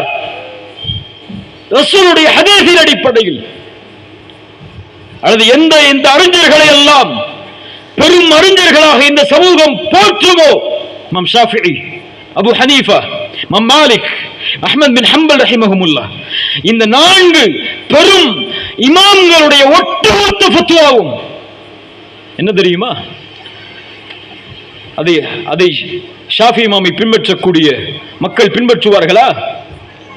ஹனஃபி இமாமை பின்பற்றக்கூடிய மக்கள் பின்பற்றுவார்களா? மாலிக் இமாமை பின்பற்றக்கூடிய மக்கள் பின்பற்றுவார்களா? அந்த ஃபத்வாவை சொன்னால் தொழாத ஒரு ஆணுக்கு தொழுகை உடைய ஒரு முஸ்லிம் பெண் ஹலால் கிடையாது. அப்படி தொழுகையை ஏவியும் அவன் தொழவில்லை என்றால் அவனை அடுத்த நிமிடம் அந்த பெண் துறக்க வேண்டும். அவன் முஸ்லிம் அல்ல. மார்க்க ஃபத்வா, தொழுகை இல்லாமல் ஒருவர் மரணித்தால் அவரை முஸ்லிம்களுடைய கபரிஸ்தானில் அடக்கம் செய்யக்கூடாது. முஸ்லிம்கள் தங்களுடைய சொத்தை பங்கு வைக்க கூடாது. பின்பற்ற முடியுமா? தொழுகை எல்லாம் இன்று, தொழுகையை விடுவதெல்லாம் இன்று என்ன குற்றம்? என்ன குற்றம்? ஒரு ஐபிஎல் மேட்சை பார்ப்பதற்காக தொழுகையை விடக்கூடிய முஸ்லிம் வாலிபர்கள் எத்தனை பேர் இங்கு? சினிமா தியேட்டர்களில் மகரிபுடைய வக்தில், இஷாவுடைய வக்தில் உட்கார்ந்து தொழுகையை விடக்கூடிய வாலிபர்கள் எத்தனை பேர்? அதைவிட மோசம், திருமணம் ஒரு இபாதா. பின்னால் வருகிறேன். அந்த திருமண சபை என்றாலே தொழுகை கிடையாது முஸ்லிம்களுக்கு. பயணம் என்றால் தொழுகை கிடையாது. குடும்ப நிகழ்ச்சி என்றால் தொழுகை கிடையாது. என்ன இதெல்லாம்? என்ன சமூகம் இதெல்லாம்? ரசூலுல்லாஹி ஸல்லல்லாஹு அலைஹி வஸல்லம் அவர்களுடைய நபித்தோழர்களுடைய முதல் அடையாளமாக குர்ஆன் சொல்லக்கூடிய அடையாளம், அவர்களுடைய நெற்றியை பார்த்தால் சுஜூதுடைய அடையாளங்களை பார்ப்பீர்கள். ரசூலுல்லாஹ் சொன்னார்கள் ஸல்லல்லாஹு அலைஹி வஸல்லம், நாளை மறுமையில் அர்ஷ் நிழல் கொடுக்கப்படும் 7 கூட்டத்தார்களுக்கு. அந்த 7 கூட்டத்தார்களில் ஒரு கூட்டம் ஷாபுன் நஷஅ ஃபீ இபாதத்தில்லாஹ், வணக்க வழிபாட்டில் தன்னை வளர்த்தெடுத்த வாலிபன். ஹதீஸானே? எங்கே வாலிபர் சமூகத்தில்? மார்க்கம் எங்கே? குர்ஆன் எங்கே? ஹதீஸ் எங்கே? இபாதத் எங்கே? அல்லாஹ்வின் அச்சத்தால் அழக்கூடிய வாலிபர்கள் இந்த சமூகத்தில் உண்டா? சினிமாக்களை பார்த்தும் சீரியல்களை பார்த்தும் சினிமாக்களுடைய கிளைமேக்ஸ்களை பார்த்தும் அழக்கூடிய வாலிபர்கள் உண்டு. இல்ல மஷா அல்லாஹ், அல்லாஹ் பாதுகாத்தவர்களை தவிர. ஒரு பெண் தன்னை துறந்து விட்டால் அவன் காதலித்த காதல் தோற்றுவிட்டது என்பதற்காக நாட்களாக சினிமா பாடல்களோடு இணைந்து சோகத்தின் பின்னணியில் சென்று அழக்கூடிய முஸ்லிம் வாலிபர்கள் எம்மிலே உண்டு. இல்ல மஷா அல்லாஹ், பெண்களும் சேர்த்துதான். இல்ல மஷா அல்லாஹ், அல்லாஹ் பாதுகாத்தவர்களை தவிர. குர்ஆனை ஓதி அழக்கூடிய வாலிபர்கள் உண்டா? ஹதீஸை புரிந்து அழக்கூடிய வாலிபர்கள் உண்டா?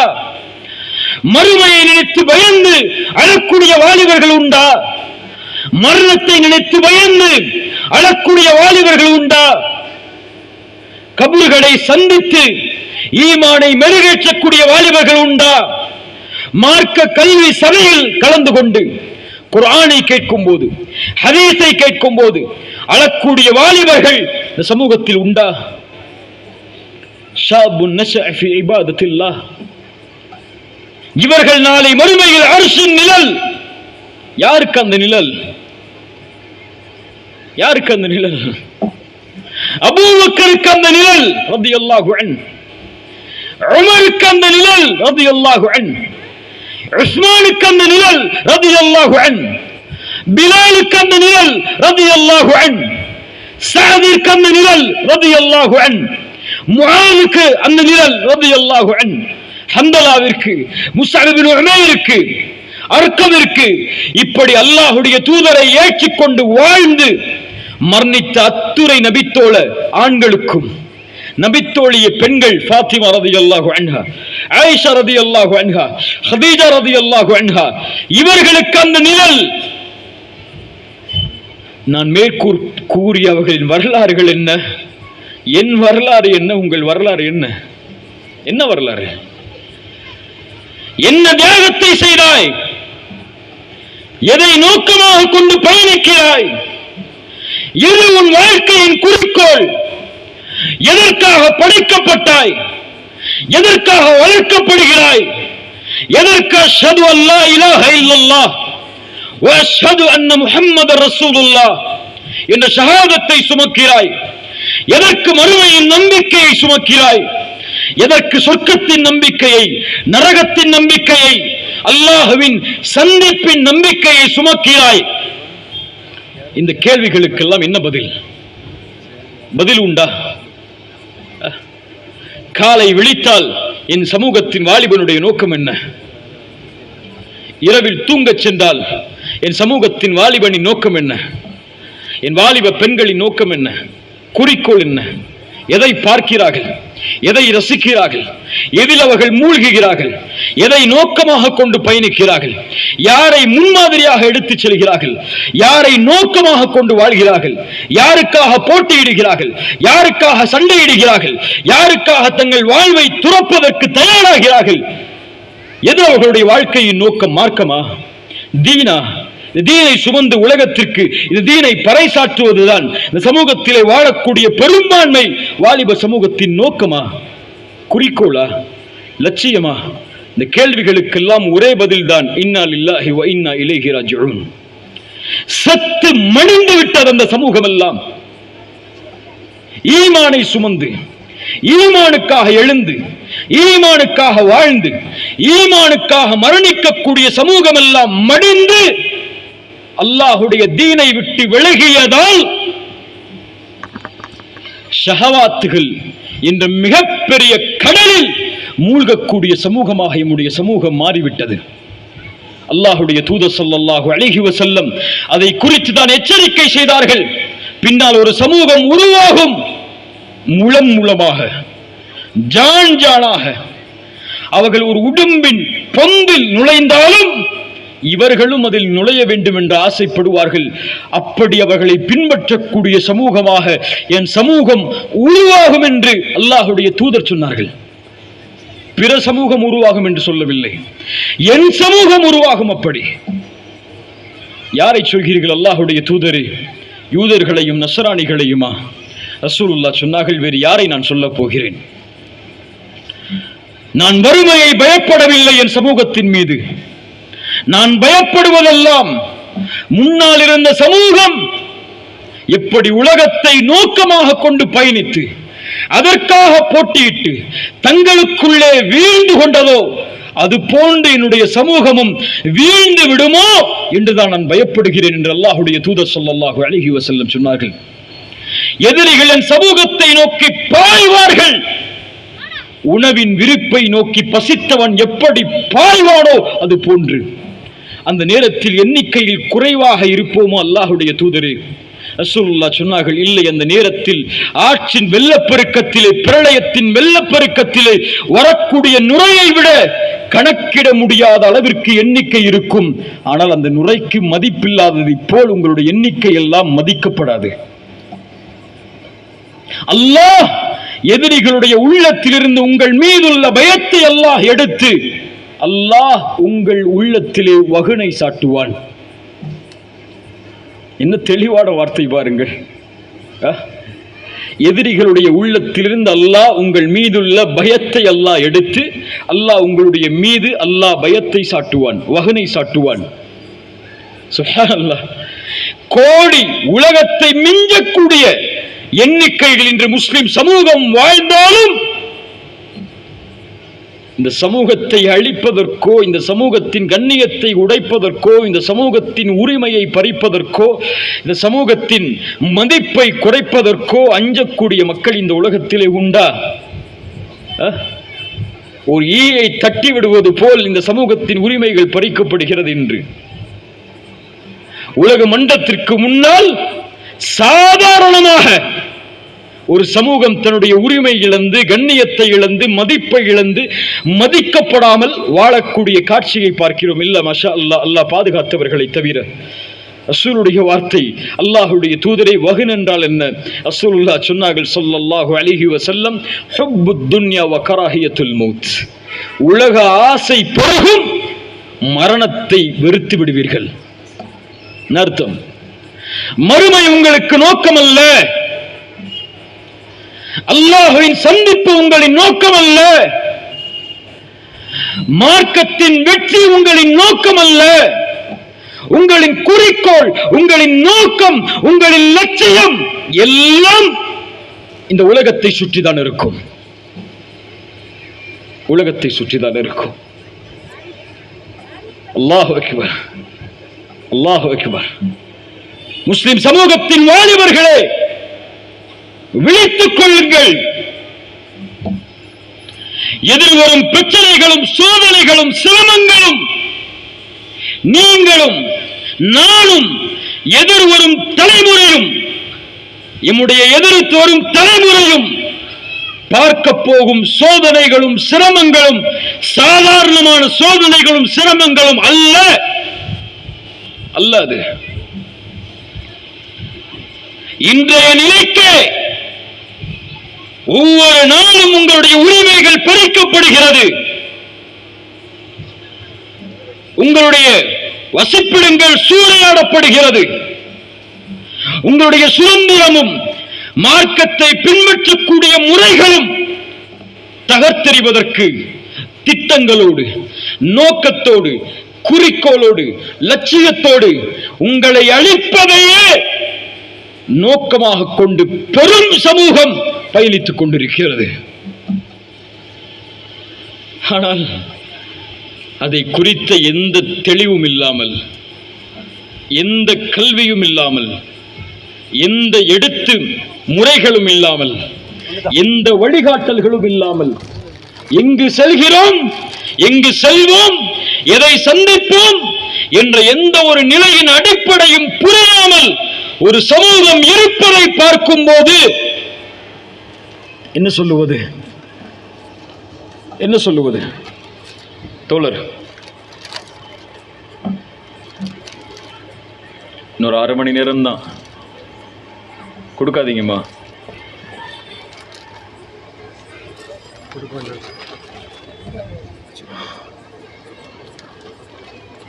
என்ன சொல்லுவது? இன்னல்லாஹி வ இன்னா இலைஹி ராஜிஊன்.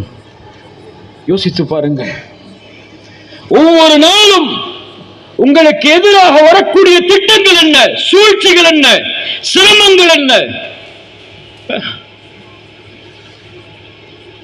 இப்போது சமீப காலமாக சில சோதனைகளை என் சமூகம் சந்திக்கிறது.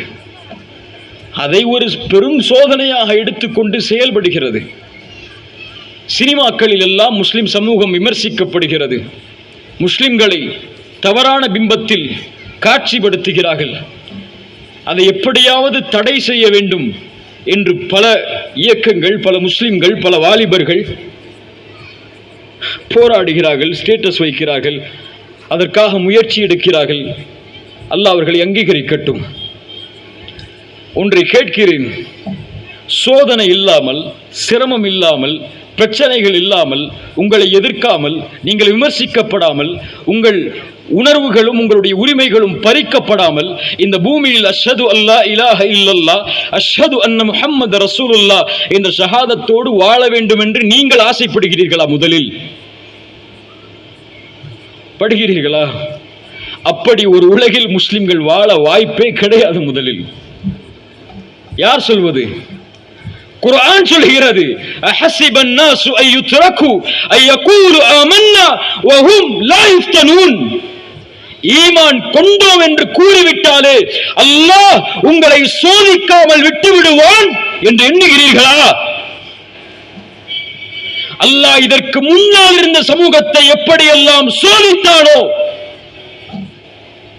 அது போன்று அல்லாஹ் உங்களையும் சோதித்து சிரமத்தை கொடுத்து, இழிவை கொடுத்து, உரிமைகளை பறித்து, தோல்வியை அடைய செய்து, ரசூலும் அவர்களோடு இருப்பவர்களும் எப்போது அல்லாஹ் உதவி செய்வான் என்ற கேள்வியை கேட்கும் நிலை வரும் வரை உண்மையாளர்கள் யார் உங்களில், பொய்யர்கள் யார் உங்களில் என்று பிரித்தறியாமல் அல்லாஹ் உங்களை அப்படியே லா இலாஹ இல்லல்லாஹோடு வசிக்க விட்டு விடுவான் என்று எண்ணிக்கொண்டீர்களா? குர்ஆன் கேட்கிறது. நபி நூஹ் சோதனைகளை சந்திக்கவில்லையா? சந்திக்கவில்லையா? பைத்தியக்காரன் கப்பல் கட்டுகிறான் என்று சமூகம் சொன்னது. மழை வராத இடத்தில் கப்பல் கட்டுகிறான் ஒரு நபியை பைத்தியம் என்றது ஒரு கூட்டம். அல்லாஹ்வின் நண்பர் நெருப்பில் வீசப்பட்டார். வரலாறு அதெல்லாம், கதைகளா அதெல்லாம்? அல்லாஹ்வின் நண்பரை அல்லாஹ் சோதித்த வழிமுறைகள் எல்லாம். நபி மூசா சோதிக்கப்பட்டார் அலைஹிஸ்ஸலாம், பிறப்பிலிருந்து மரணிக்கும் வரை. நபி யூசுப் சோதிக்கப்பட்டார் பிறப்பிலிருந்து மரணிக்கும் வரை. நபி யூனுஸ் சோதிக்கப்பட்டார் தன்னுடைய நபித்துவத்துடைய பெரும்பகுதி. நபி அய்யூப் சோதிக்கப்பட்டார் நபித்துவத்துடைய பெரும்பகுதி. பட்டார்களா இல்லையா? நபி ஈசா அலைஹிஸ்ஸலாம் சோதனை தான் அவர்களுக்கு இந்த நாள் வரை, மறுமை வரை. மறுமை வந்ததற்கு பிறகு ஏன் எம் தாயும் தந்தையும் எம் உயிரும் அவர்களுக்கு அர்ப்பணமாகட்டும், முஹம்மது ரசூலுல்லாஹ் ஸல்லல்லாஹு அலைஹி வஸல்லம் சோதிக்கப்படவில்லையா? சோதிக்கப்படவில்லையா? நபியை தாயிஃபில் அடித்து துரத்தினார்கள். கல்லால் அடித்தார்கள், சொல்லால் அடித்தார்கள், வார்த்தையால் நயத்தோடு சொல்லிவிடலாம். ஒரு நபி அடிக்கப்பட்டார், ரத்தம் வழிந்தோடியது நபியுடைய முகத்தில். உஹுதில் வில்லின் நுழைகள் துளைத்தது அவர்களுடைய முகத்தை.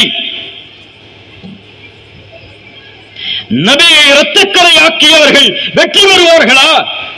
நபியின் கோபத்தின் வார்த்தை அல்லாஹ் கூறினான், நபியே அல்லாஹ் நாடினால் வெற்றி அளிப்பான், அல்லாஹ் நாடினால் தோல்வியை கொடுப்பான்.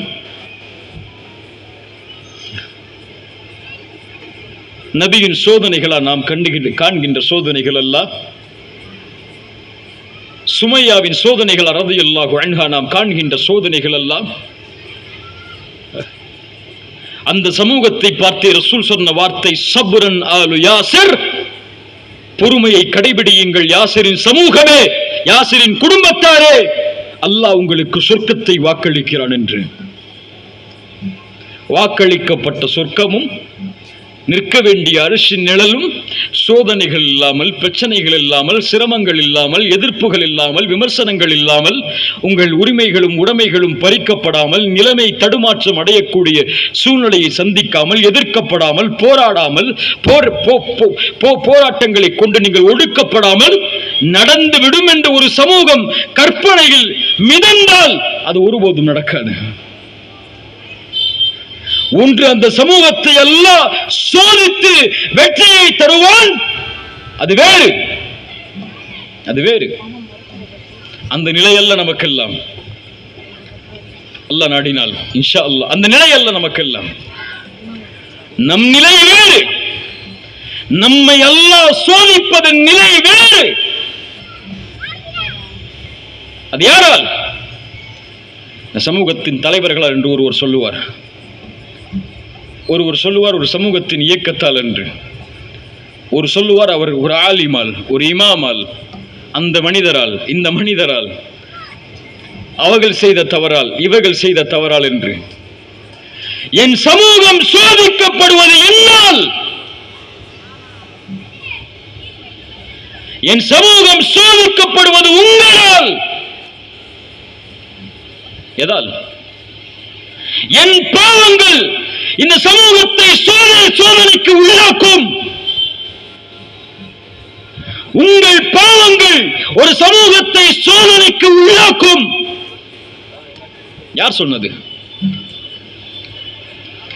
யார் சொன்னது? குர்ஆன் சொல்லுகிறது. உஹுத் ரசூலுல்லாஹ் சொன்னார்கள், அந்த 50 அம்பெய்தக்கூடியவா தோழர்களை மலைக்கு மேல் ஏறுங்கள், நான் கட்டளையிடும் வரை மலையை விட்டு கீழே இறங்கக்கூடாது. எங்களுடைய பிணங்களை எல்லாம் கழுகுகள் கொத்தி தின்பதை பார்த்தாலும் நான் சொல்லும் வரை கீழே இறங்கக்கூடாது. ரசூலுல்லாஹ் குறைஷிகளை, காஃபிர்களை அடித்து விரட்டுகிறார்கள். அந்த சமூகத்தை நபித்தோழர்களோடு அல்லாஹ்வின் உதவியால், அல்லாஹ்வின் உதவி போர்க்களம் முழுக்க நிரம்பி இருக்கிறது. போரில் கனிமத் பொருட்களை, உலக பொருட்களை, குர்ஆன் சொல்வதை போல் சொல்கிறேன், உலக பொருட்களை போட்டுவிட்டு இறைமறுப்பாளர்கள் ஓடக்கூடிய காட்சியை மேலே இருக்கக்கூடிய நபித்தோழர்கள் பார்க்கிறார்கள். தங்களுக்குள் பேசிக் கொள்கிறார்கள். ரசூலுல்லாஹ் சொன்னது போர் முடியும் வரைதான், போர் முடிந்து விட்டதே, நாம் கீழே சென்று விடலாம், போர் முடிந்து விட்டது, வெற்றி அடைந்து விட்டோம், இனிமேல் ஏன் நாம் நிற்க வேண்டும்? கனிமத் பொருட்களை கீழே இருக்கக்கூடிய நபித்தோழர்கள் எடுக்கிறார்கள். அல்லாஹ் சொல்கிறான் நபித்தோழர்களை பார்த்து, உங்களில் உலகத்தை விரும்பியவர்களும் அந்த சமூகத்தில் இருந்தீர்கள் என்று. உலகத்தை விரும்பியவர்களும் இருந்தீர்கள், மறுமையை விரும்பியவர்களும் இருந்தீர்கள். கீழே இறங்கி சென்றார்கள். தூதருடைய ஒரு வார்த்தை மீறப்பட்டது. அல்லாஹ் மலக்குகளை திரும்ப எடுத்துக் கொண்டான், உதவியை நிறுத்தினான். யார் பாதிக்கப்பட்டார்கள்? அல்லாஹ்வின் உதவி நிறுத்தப்பட்ட போது யார் பாதிக்கப்பட்டார்கள்? சொல்லுங்கள், யார் பாதிக்கப்பட்டார்கள்? ஓடி செல்லாதீர்கள் தோழர்களே, நான் நபி, பொய்யன் அல்ல. ரசூலுடைய வார்த்தைகள் உஹுதில்.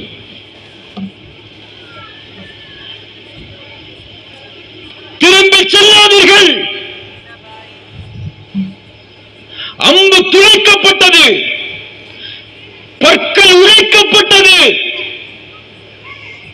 பாதுகாப்பதற்காக நபித்தோழர்கள் நபியை மலை அடிவாரத்துக்கு அழைத்து சென்றார்கள். ஏன்? பதிலில் கேட்டார்கள், உஹதில் கேட்டார்கள் நபித்தோழர்கள். பதில் 2 மடங்கு எண்ணிக்கையில் உஹதில் அதிகமாக இருக்கிறோம், ஆனால் ஏன் நாம் தோற்றோம்? ஏன் அல்லாஹ் கைவிட்டான் நம்மை? அல்லாஹ் பதில் சொன்னான், உங்களால் தான் என்று. உங்களால், உங்களின் செயலால், நபியின் வார்த்தை மீறப்பட்டதால் அல்லாஹ் நபியையும் இணைத்து சோதிக்கிறான் என்றால் சோதிக்கிறான் என்றால் எப்படி எப்படி? நபியின் சோதனை, நபித்தோழர்களின் சோதனை. அந்த நபித்தோழர்களில் சிலர், அல்லாஹ் அவர்களை மன்னிக்கட்டும், அல்லாஹ் மன்னித்தான் அவர்களை. அதற்கு பிறகு அல்லாஹ் வெற்றி அளித்தான். ரசூலுடைய வார்த்தையை புரிந்ததில் அவர்கள் இழைத்த தவறால் என்றால் இந்த சமூகத்தின் கட்டமைப்பை அல்லாஹ் அப்படித்தான் வைத்திருக்கிறான். இந்த சமூகத்தில் கட்டமைப்பு ஒன்றிணைந்த கட்டமைப்பு. இதில் ஒருவர் செய்தால் இன்னொருவரை பாதிக்கும். ரசூலுல்லாஹ் சொன்னார்கள், யஜூஜ் மஅஜூஜ் அவன் விடுதலை செய்யப்படக்கூடிய காட்சியை இந்த இரண்டு விரல்களுக்கு அருகாமையில் பார்ப்பதை போன்று பார்க்கிறேன். அவர்கள் மனைவி அவர்கள் கேட்டார்கள், யா ரசூலல்லாஹ், அப்படி என்றால் நாங்கள் அழிக்கப்படுவோம் என்றால் எங்களில் நல்லவர்கள் இருந்தாலுமா? நல்லவர்கள் இருந்தாலுமா நாங்கள் அழிக்கப்படுவோம்? ரசூலுல்லாஹ் சொன்னார்கள், ஆம், பாவம் மிகைத்தால் அல்லாஹ் நல்லவர்கள் வசித்தாலும் அந்த சமூகத்தை அழிப்பான், சமூகத்தை சோதிப்பான், சமூகத்திற்கு சிரமங்களை தருவான். நன்மைகளை ஏவி தீமைகளை தடுத்து அந்த சமூகத்தில் ஒரு படை கிளம்பாத வரை அல்லாஹ் அந்த சமூகத்திற்கு சோதனைகளை கொண்டு நெருக்கிக் கொண்டே வருவான். அல்லாஹ் அக்பர். இது நியதி, அடிப்படை. ஏன் இதையெல்லாம் சொல்கிறேன்? சோதிக்கப்படுவீர்கள், விமர்சிக்கப்படுவீர்கள், உரிமைகள் பறிக்கப்படும், உடைமைகள் பறிக்கப்படும், துரத்தப்படுவீர்கள், ஒடுக்கப்படுவீர்கள், எல்லாம் நடக்கும். ஆனால் அல்லாஹ் எதிர்பார்ப்பது உங்களில் என்ன? ஈமானிய உறுதி அல்லவா? அல்லாஹ்வின் மார்க்கத்தின் தெளிவை அல்லவா? பாவங்களை விடுவதை அல்லவா? பெரும் வாலிப சமூகம் இன்று ஆசாபாசங்களுக்கு அடிமையாக, விபச்சாரங்களுக்கு அடிமையாக, அசிங்கமான காட்சிகளுக்கு அடிமையாக, சினிமாக்களுக்கு அடிமையாக, வெறும் பணத்திற்காக நடிக்கக்கூடிய நடிகர்களின் பின்பற்றக்கூடிய வழித்தொண்டர்களாக அவர்களின் வாழ்வு, அவர்களின் கலாச்சாரம், அவர்களின் நடைமுறை எல்லாம் அவர்கள் காணக்கூடிய வெறும் பிம்பத்தின் காட்சிகளைப் போல்தான், இல்லையா? அல்லாஹ் பாதுகாக்கட்டும். முஸ்லிம் சமூகத்தின் வாலிபர்களில் பலர்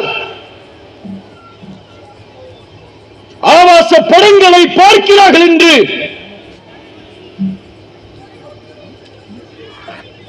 அல்லாஹ்வின் பார்வைக்கு முன்னால்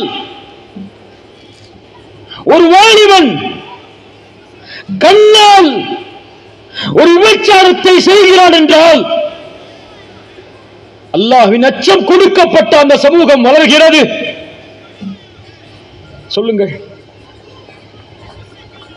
தந்தை இருந்தால் தவறான காட்சிகளை பார்க்க மாட்டான், தாய் இருந்தால் பார்க்க மாட்டான், குடும்பத்தில் சகோதரி இருந்தால் பார்க்க மாட்டான், சகோதரன் இருந்தால் பார்க்க மாட்டான், குழந்தை இருந்தால் பார்க்க மாட்டான், அவனோடு இருக்கக்கூடிய நண்பன் இருந்தால் பார்க்க மாட்டான், அந்த வீட்டின் வேலையாளர் இருந்தால் பார்க்க மாட்டான், ஆசிரியர் இருந்தால் பார்க்க மாட்டான்.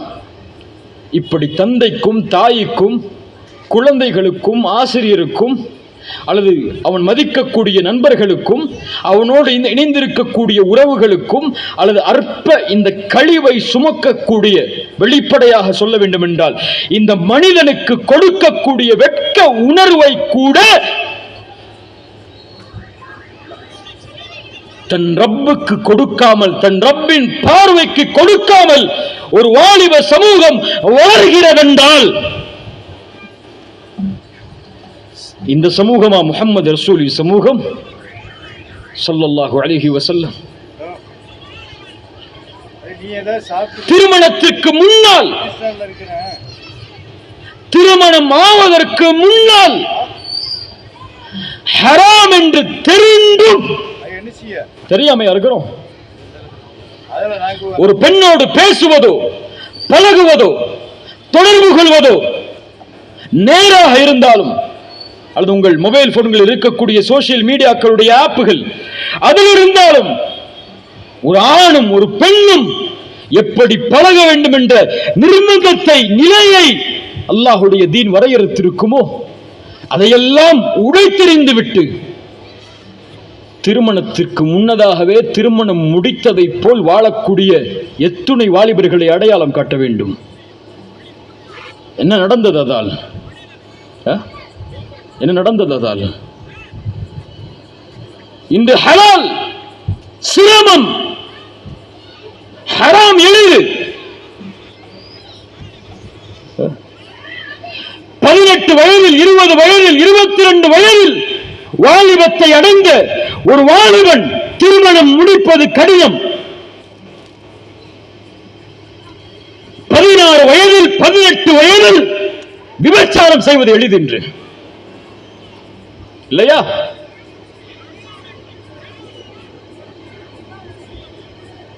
வயதில் 20 வயதில் திருமணம் முடிப்பதற்கு முஸ்லிம் பெண்களுக்கு சிரமம் என்று 1000 காரணங்கள் உண்டு.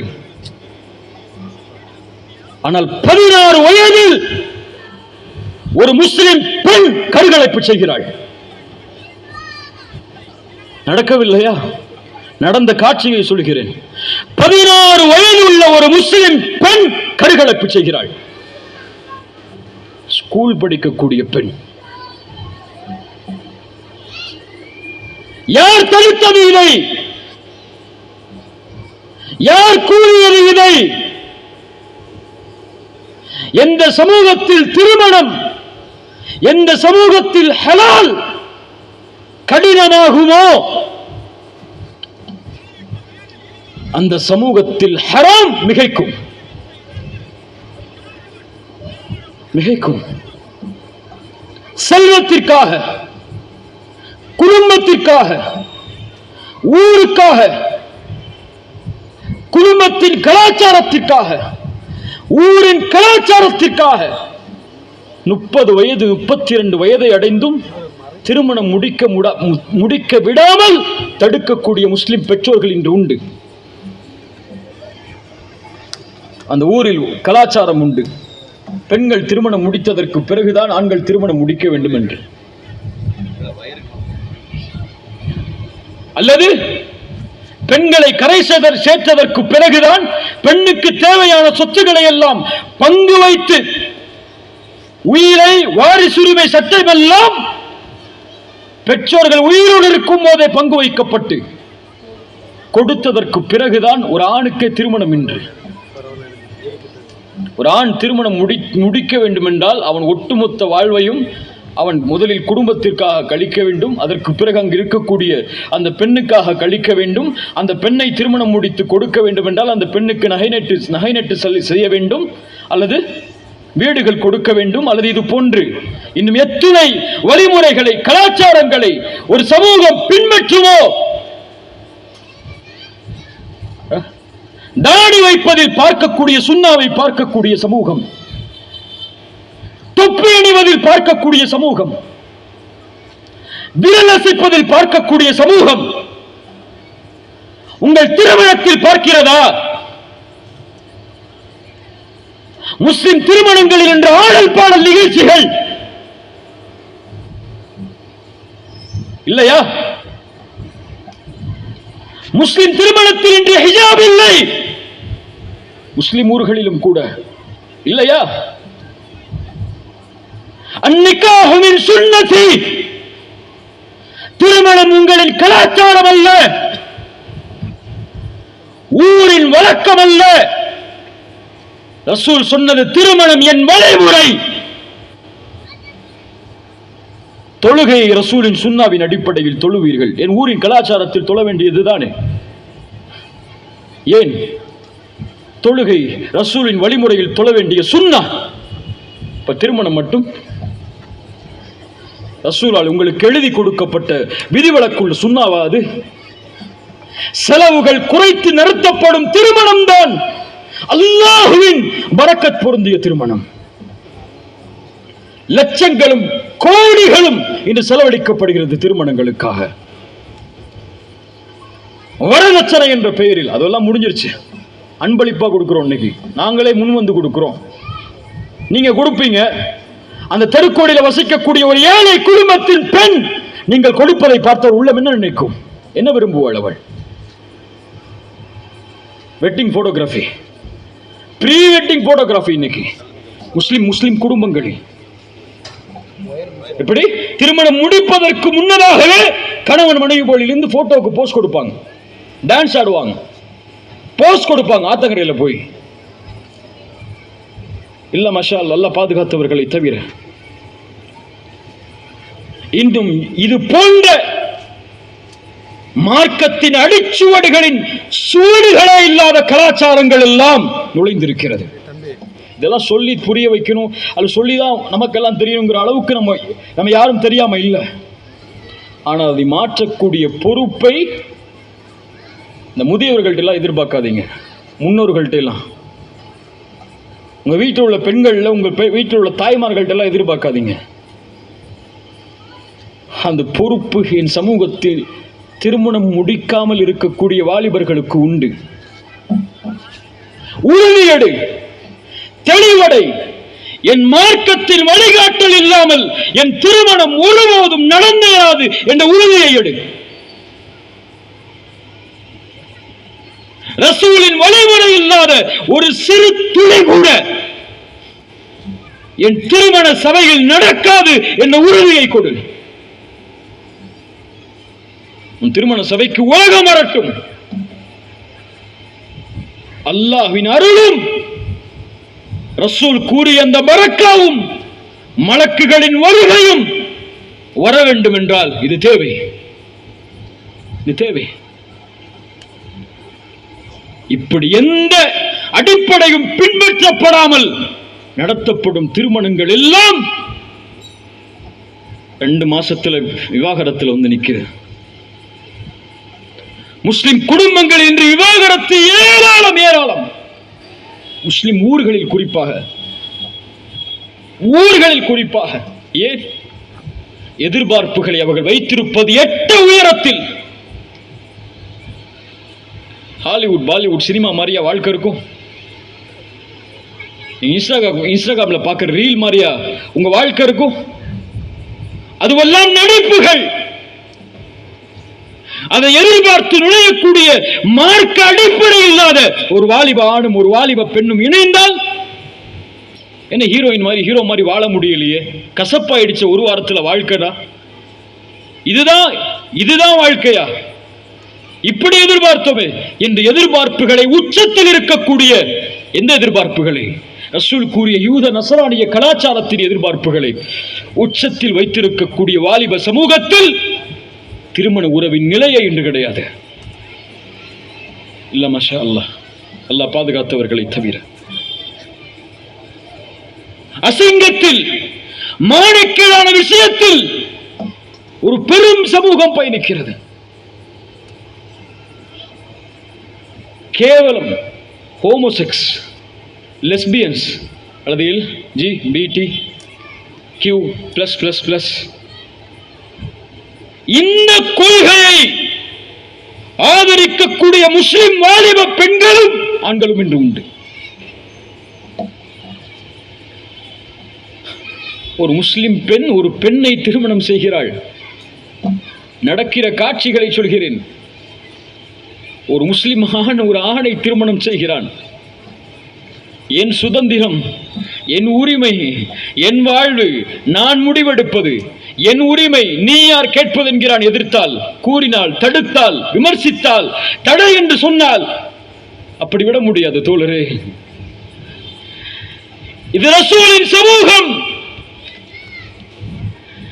இங்கு தீமைகள் தடுக்கப்பட்டால்தான் இந்த சமூகம் வெற்றியடையும். நன்மைகள் ஏவப்பட்டால்தான் இந்த சமூகம் வெற்றியடையும். இல்லை என்றால் எப்படி வெற்றி? எப்படி வெற்றி? அல்லாஹ் பாதுகாக்கட்டும். இன்னும் ஏராளமான மானக்கேடான காரியங்கள் எல்லாம் சொல்லி வாய் கூசக்கூடிய அளவிற்கு ஒரு இறை மறுப்பாளரே செய்வதற்கு தயக்கம் கொள்ளக்கூடிய காட்சிகள், செயல்கள் எல்லாம் லா இலாஹ இல்லல்லாஹுவை முஹம்மது ரசூலை சுமக்கக்கூடிய முஸ்லிம் சமூகமும் சுமக்கிறதே அல்ல, இந்த சூழலிலும் சுமக்கிறதே என்று நினைத்தால் எப்படி இருக்கிறது தெரியுமா உள்ளங்கள்? எதிர்ப்புகளை பார்க்கும் போதும் விமர்சனங்களை பார்க்கும் போதும் உன் அழிப்பை, உன் அழிவை உன் கண்ணுக்கு முன்னால் பார்க்கும் போதும் உன் நாட்டிலேயே நீ அகதிகளாக மாற்றப்படும் சூழ்நிலையை பார்க்கும் போதும் உன் உரிமை பறிக்கப்பட்டு உன் உரிமை கொடுக்கப்படும் போது அடிப்படை உரிமையற்று வாழக்கூடிய நிலையை பார்க்கும் போதும் இன்னுமா இந்த சினிமாக்களும் சீரியர்களும் உனக்கு தேவை? இன்னுமா இந்த நடிகர்களும் நடிகைகளும் உனக்கு தேவை? இன்னுமா உணர்வற்ற, மார்க்க அடிப்படை இல்லாத, மார்க்க கல்வி இல்லாத இந்த சமூகத்தின் இல்ல மாஷா அல்லாஹ் இந்த தலைவர்களின் வழிகாட்டல் உனக்கு தேவை? எதிர்காலம் உண்டா? எதிர்கால திட்டமிடுதல் உண்டா? எதிர்கால நோக்கம் உண்டா? எதிர்கால தலைமைத்துவம் உண்டா? எதிர்கால தலைவர்களை உருவாக்கக்கூடிய பட்டறை உண்டா? மார்க்க அறிஞர்கள் எதிர்காலத்தில் உண்டா இந்த சமூகத்தில்? முதலில் காயல்பட்டினம் எத்துணை ஹாஃபிஸ்களை உருவாக்கிய இடம், எத்துணை ஆலிம்களை உருவாக்கிய இடம், இன்று எத்துணை ஹாஃபிஸ்களை உருவாக்குகிறது சொல்லுங்கள் பார்ப்போம். எத்துணை ஆலிம்களை உருவாக்குகிறது சொல்லுங்கள் பார்ப்போம். எங்கே பதில் இதற்கெல்லாம்? எதிர்கால ஆலிம்கள் எங்கே? அந்த மார்க்க கல்வியை கண்ணியமாக சுமந்து படிக்கக்கூடிய பிள்ளைகளாக அவங்களுடைய பிள்ளைகள் வளர்க்கப்பட்டிருக்கிறார்கள். இந்த மார்க்க மதரசாக்களில் படிக்கக்கூடிய மாணவர்கள் எல்லாம் யார்? முதலில் அதை சொல்லுங்கள். செல்வந்தவர்களின் பிள்ளைகளா? பணம் படைத்தவர்களின் பிள்ளைகளா? யார் அவர்கள்? மதரசாக்களில் ஹாஃபிதுகளாக படிக்கக்கூடிய மாணவர்கள் பணக்காரர்களின் பிள்ளைகளா? யார் அவர்கள்? இல்ல மஷா அல்லாஹ், அல்லாஹ் பாதுகாத்தவர்களை தவிர ஏழைகள், கல்லூரியில் படிப்பதற்கு பணம் வசதி இல்லாமல் மதரசாவில் படித்தால் ஏதோ மார்க்க கல்வியோடு இந்த உலக கல்வியையும் கற்றுக் கொடுக்கிறார்கள் போல் என்று படிக்கக்கூடிய மாணவர்கள் இன்று மார்க்க அறிஞருக்கு கொடுக்கக்கூடிய கண்ணியத்தை இந்த முன் சமூகம் கொடுத்திருந்தால் இந்த நிலைமை உருவாகி இருக்குமா? உருவாகி இருக்குமா? என்று எதற்காக பயன்படுத்துகிறது இந்த சமூகம் மார்க்க அறிஞர்களை? எதற்காக பயன்படுத்துகிறது? அலிம்சா, எங்க ஊர்ல என் வீட்டில் வந்து எங்க அப்பா அஃபாத் ஆயிட்டாப்ல, 40 நாள் பாத்தியா ஓதுங்க அலிம்சா. அலிம்சா வீடு கட்டியிருக்கோம், நீங்க வந்து துவா ஓதிங்கன்னா வீடு பறக்கத்தா இருக்கும். அலிம்சா என் பொண்ணுக்கு திருமணம் இருக்கு, நீங்க வந்தீங்கன்னா திருமணம் பறக்கத்தா அமையும். வந்து யாசின் ஓதுனீங்கன்னா எங்க வீட்டில் வீடு பறக்கத்தா இருக்கும். வாக்கியா ஓதுனீங்கன்னா எங்க வீட்டில் சிரமங்கள் நீங்கிரும். தாயத்தை முடிச்சு கொடுத்தீங்கன்னா என் கஷ்டமெல்லாம் பறந்துடும். வெறும் மந்திரத்தை ஓதக்கூடிய மத சடங்கை செய்யக்கூடிய வெறும் நீங்கள் கொடுக்கக்கூடிய அற்ப வருமானத்திற்கு வேலை செய்யக்கூடிய ஒரு மக்களாக நபிமார்களின் வாரிசுகளை ஒரு சமூகம் ஆக்கிவிட்டதே, இது கொடுமை இல்லையா? மார்க்க தீர்ப்புக்காக மார்க்க அறிஞர்கள் என்று சமூகத்தின் வழிகாட்டலுக்காக மார்க்க அறிஞர்கள் என்று குடும்ப பிரச்சனையின் ஃபத்வாக்களுக்காக மார்க்க அறிஞர்கள் என்று ஆலிமின் கட்டளை அவர் கட்டமைக்கக்கூடிய முறை இதுதான். எவ்வளவுங்க சம்பளம் நாம்களுக்கு?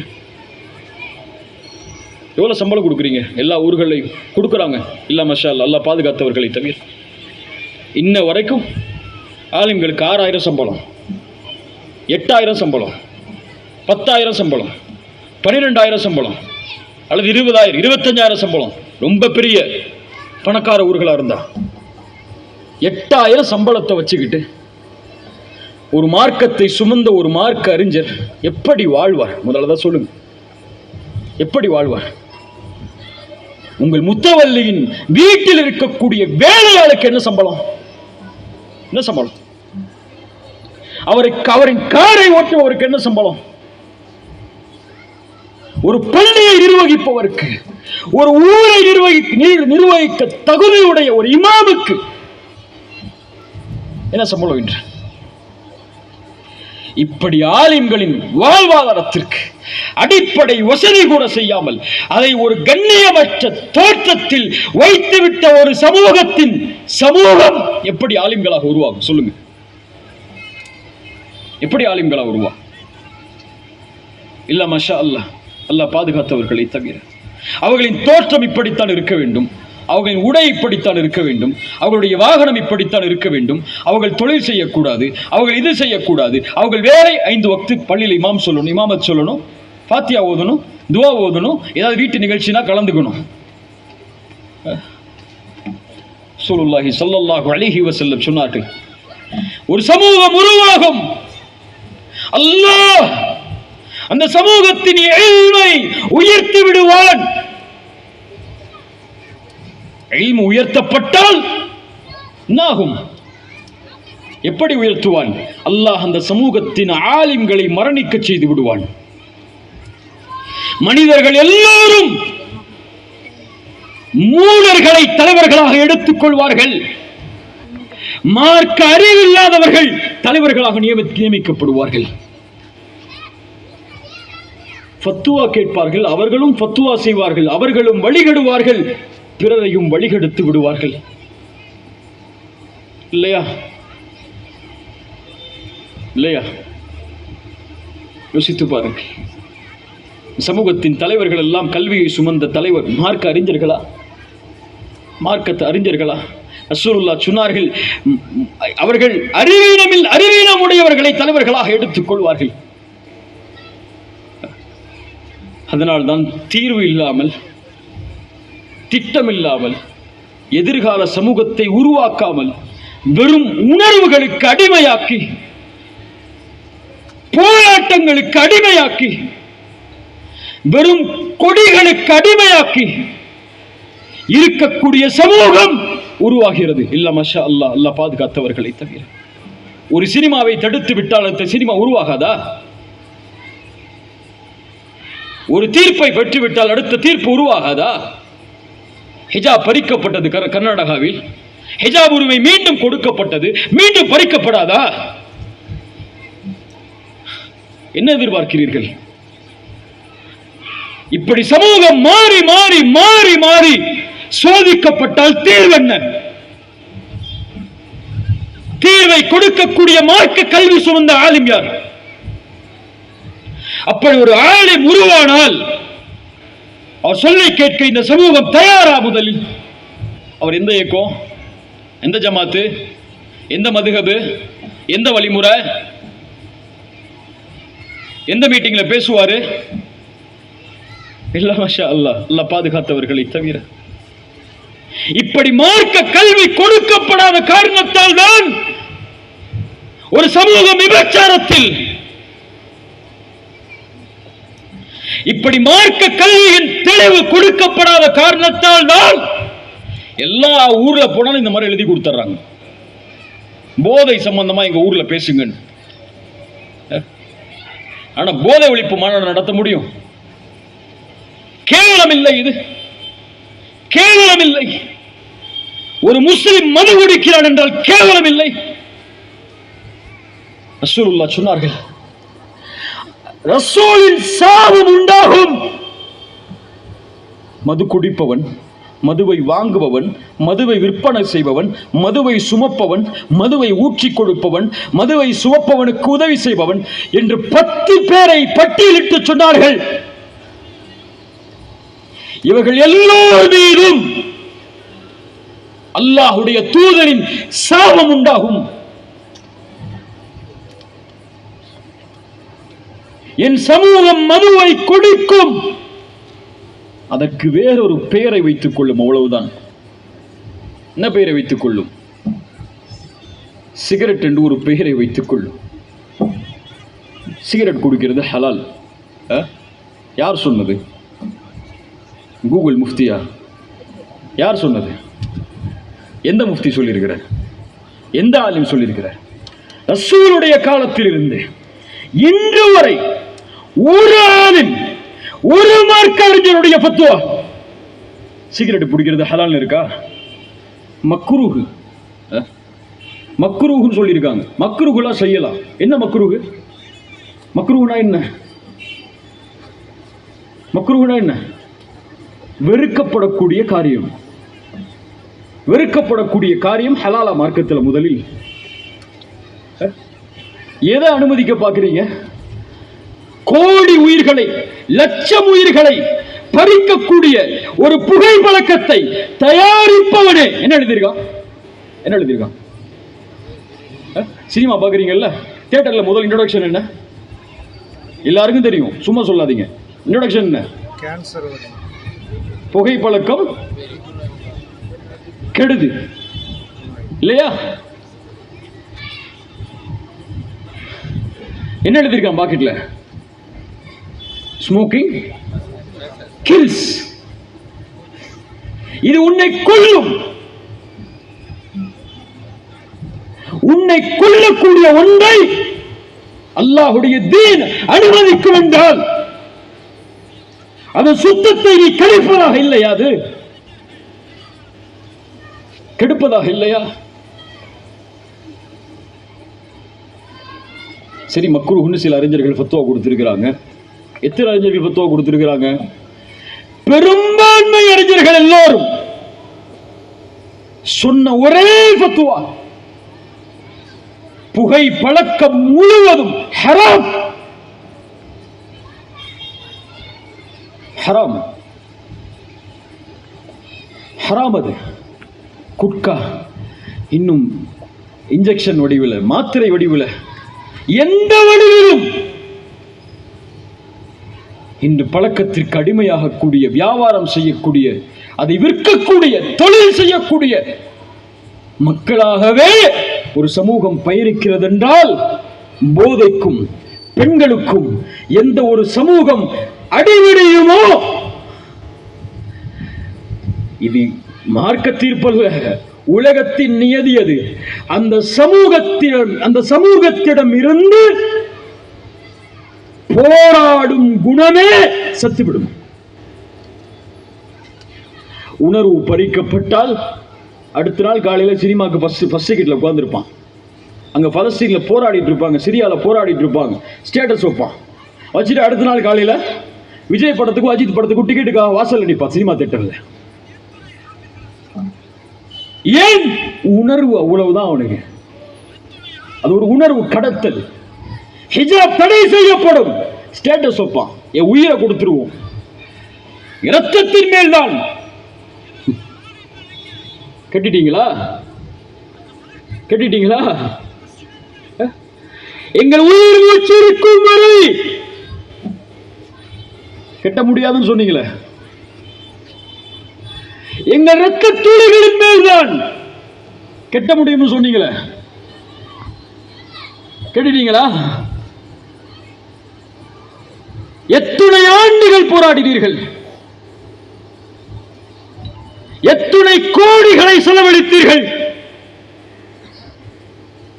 என்னாச்சு? என்னாச்சு? சுப்ஹானல்லாஹ்.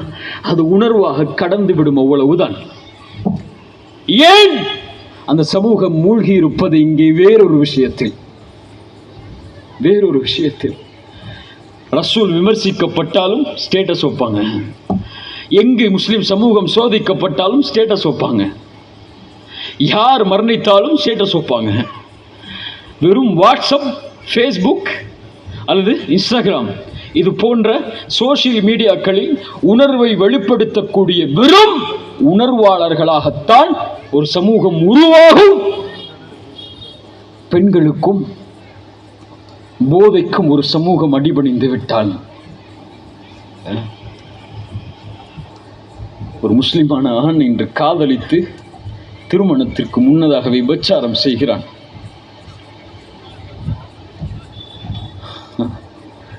எந்த நிலையில்? யார் செய்யக்கூடிய காரியம் இதெல்லாம்? நோக்கம் இல்லாமல், குறிக்கோள் இல்லாமல், லட்சியம் இல்லாமல், வாழ்க்கையின் எந்த அடிப்படையும் இல்லாமல், உலகத்திற்காக, உலக ஆசைகளுக்காக, உலக ஆசாபாசங்களுக்கு அடிவடிந்த ஒருவனுக்கு தான் ஒரு பெண்ணிடத்துல 24 மணி நேரம் பேசி வாழ்க்கையை தொலைக்கணும்னு நோக்கம் வரும். முதல்ல ஹராம்ல பிரேக்கப் ஆனா தற்கொலை பண்ணிக்கிறதுக்கு போவார் இவரு. அவ பிளாக் பண்ணிட்டா அவ்வளவுதான், 3 நாள் சாப்பிட மாட்டார் அவரு. இதெல்லாம் யாருக்கு? யாருக்கு? உலகத்தை நோக்கமாக கொண்டு வாழ்பவனுக்கு, சோதனைகளை பார்க்காமல் வாழ்பவனுக்கு. ஆனா இவ்வளவு சோதனைகளை கண்ட பிறகும், இவ்வளவு இழப்புகளை கண்டதற்கு பிறகும், இவ்வளவு கண்ணிய முறிதல்களை கண்டதற்கு பிறகும், இவ்வளவு சிரமங்களை கண்டதற்கு பிறகும் ஒருவனுக்கு இது நோக்கமாக கொள்கிறது என்றால் இதெல்லாம் பத்தாது. இதெல்லாம் பத்தாது. பசி அனுபவிக்கணும், பட்டணி அனுபவிக்கணும், போராட்டத்தை அனுபவிக்கணும், சிரமத்தை அனுபவிக்கணும், உரிமை இழக்கப்படணும். எதுவுமே இல்லாம நடு ரோட்டில் வந்து நின்னா அந்த நேரத்தில் இந்த உணர்வு வருமா? வருமா? அப்ப புரியுமில்ல நோக்கம் என்னன்னு சொல்லிட்டு, லட்சியம் என்னன்னு சொல்லிட்டு, எதை நோக்கி பயணிக்கணும்னு சொல்லிட்டு, இனிமையும் விட்டால் அழிந்து விடுவோம் என்ற எண்ணம் அப்ப வரும்ல. நோக்கத்தை சுமக்கக்கூடிய ஒரு சமூகம் உருவாக வேண்டும். தீர்வை தேடி பயணிக்கக்கூடிய ஒரு சமூகம் உருவாக வேண்டும். தலைவர்களை சுமந்து ஒருமித்த ஒரு தலைமையின் கீழ், மார்க்க விஷயத்தில் சொல்லல, அது நடக்காது. அதுல புரிந்துணர்வு மட்டும்தான் தீர்வு. அதுல ஒருமித்த கருத்தெல்லாம் வராது. சமூக விஷயத்தில், அரசியல் களத்தில், உங்கள் போராட்ட களத்தில், சமூக உணர்வில் ஒன்றமைக்கக்கூடிய ஒரு சமூகம் உருவாகவில்லை என்றால் சமூகத்தின் எதிர்காலம் கேள்விக்குறி. கேள்விக்குறி. தூக்கி எறிந்து, பிரிவுகளை மறந்து, இயக்கங்களை மறந்து, கொடிகளை மறந்து, அல்லது அதை சுமந்தாலும் வெறுப்புகளை மறந்து, ஒரே உணர்வோடு ஒரே களத்தில் எதிர்த்து நிற்கக்கூடிய ஒரு சமூகம் இறையச்சத்தோடும், இறை அன்போடும், இறை வணக்க வழிபாட்டோடும்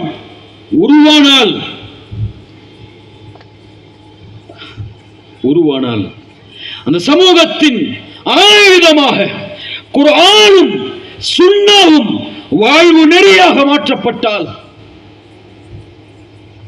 தொழுகையும் வணக்க வழிபாடுகளும் கண்ணின் குளிர்ச்சியாக மாற்றப்பட்டால்,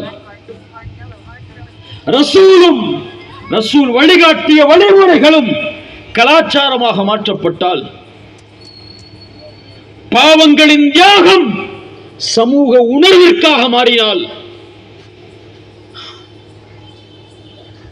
குர்ஆன் சுன்னாவின் மீறல் அல்லாஹ்வின் மார்க்க வெற்றிக்காக மாறினால், முன்னோர்களையும் முதியவர்களையும் கல்வியாளர்களையும் மதிப்பது எம் வாலிப சமூகத்தின் நோக்கமாக மாறினால், வழிகாட்டலோடும் தலைமைத்துவத்தோடும் பயணிப்பது எங்களுடைய கொள்கையாக, நோக்கமாக பாரினால், உலகமே திரண்டாலும் அல்லாஹ்வின் உதவி இருக்கக்கூடிய அந்த சமூகத்தை யாராலும் வீழ்த்த முடியாது. அதுதான் ரசூல் உருவாக்க வேண்டும் என்ற ஆசை கொண்ட சமூகம், ரசூல் இறுதி நாள் வருவதற்கு முன்னால் உருவாகும் என்று கூறிய சமூகம். அதில் நான் உண்டா நீங்கள் உண்டா என்பது மட்டும்தான் கேள்வி. அந்த சமூகம் உருவாகும். பதஅ அல்-இஸ்லாமு கரீபன் வஸயஊது கரீபன். இஸ்லாம் ஆரம்பம் இல்லாமல் ஒரு அந்நியனை போல் தோற்றமானது. அதுபோல் அந்நியமோடு இஸ்லாம் ஒரு பாதையை அமைத்துக் கொள்ளும். அந்த நேரத்தில் சில உரபாக்கள் உருவாகுவார்கள். அவர்களுக்கு நற்செய்தி உண்டு. அல்லாஹுடைய தூதரே, அந்த உரபாக்கள் என்றால் யார்? ரசூல் சொன்ன ஒரே வார்த்தை, அல்லதீன யுஸ்லிஹூன இதா ஃபஸத அன்-நாஸ்.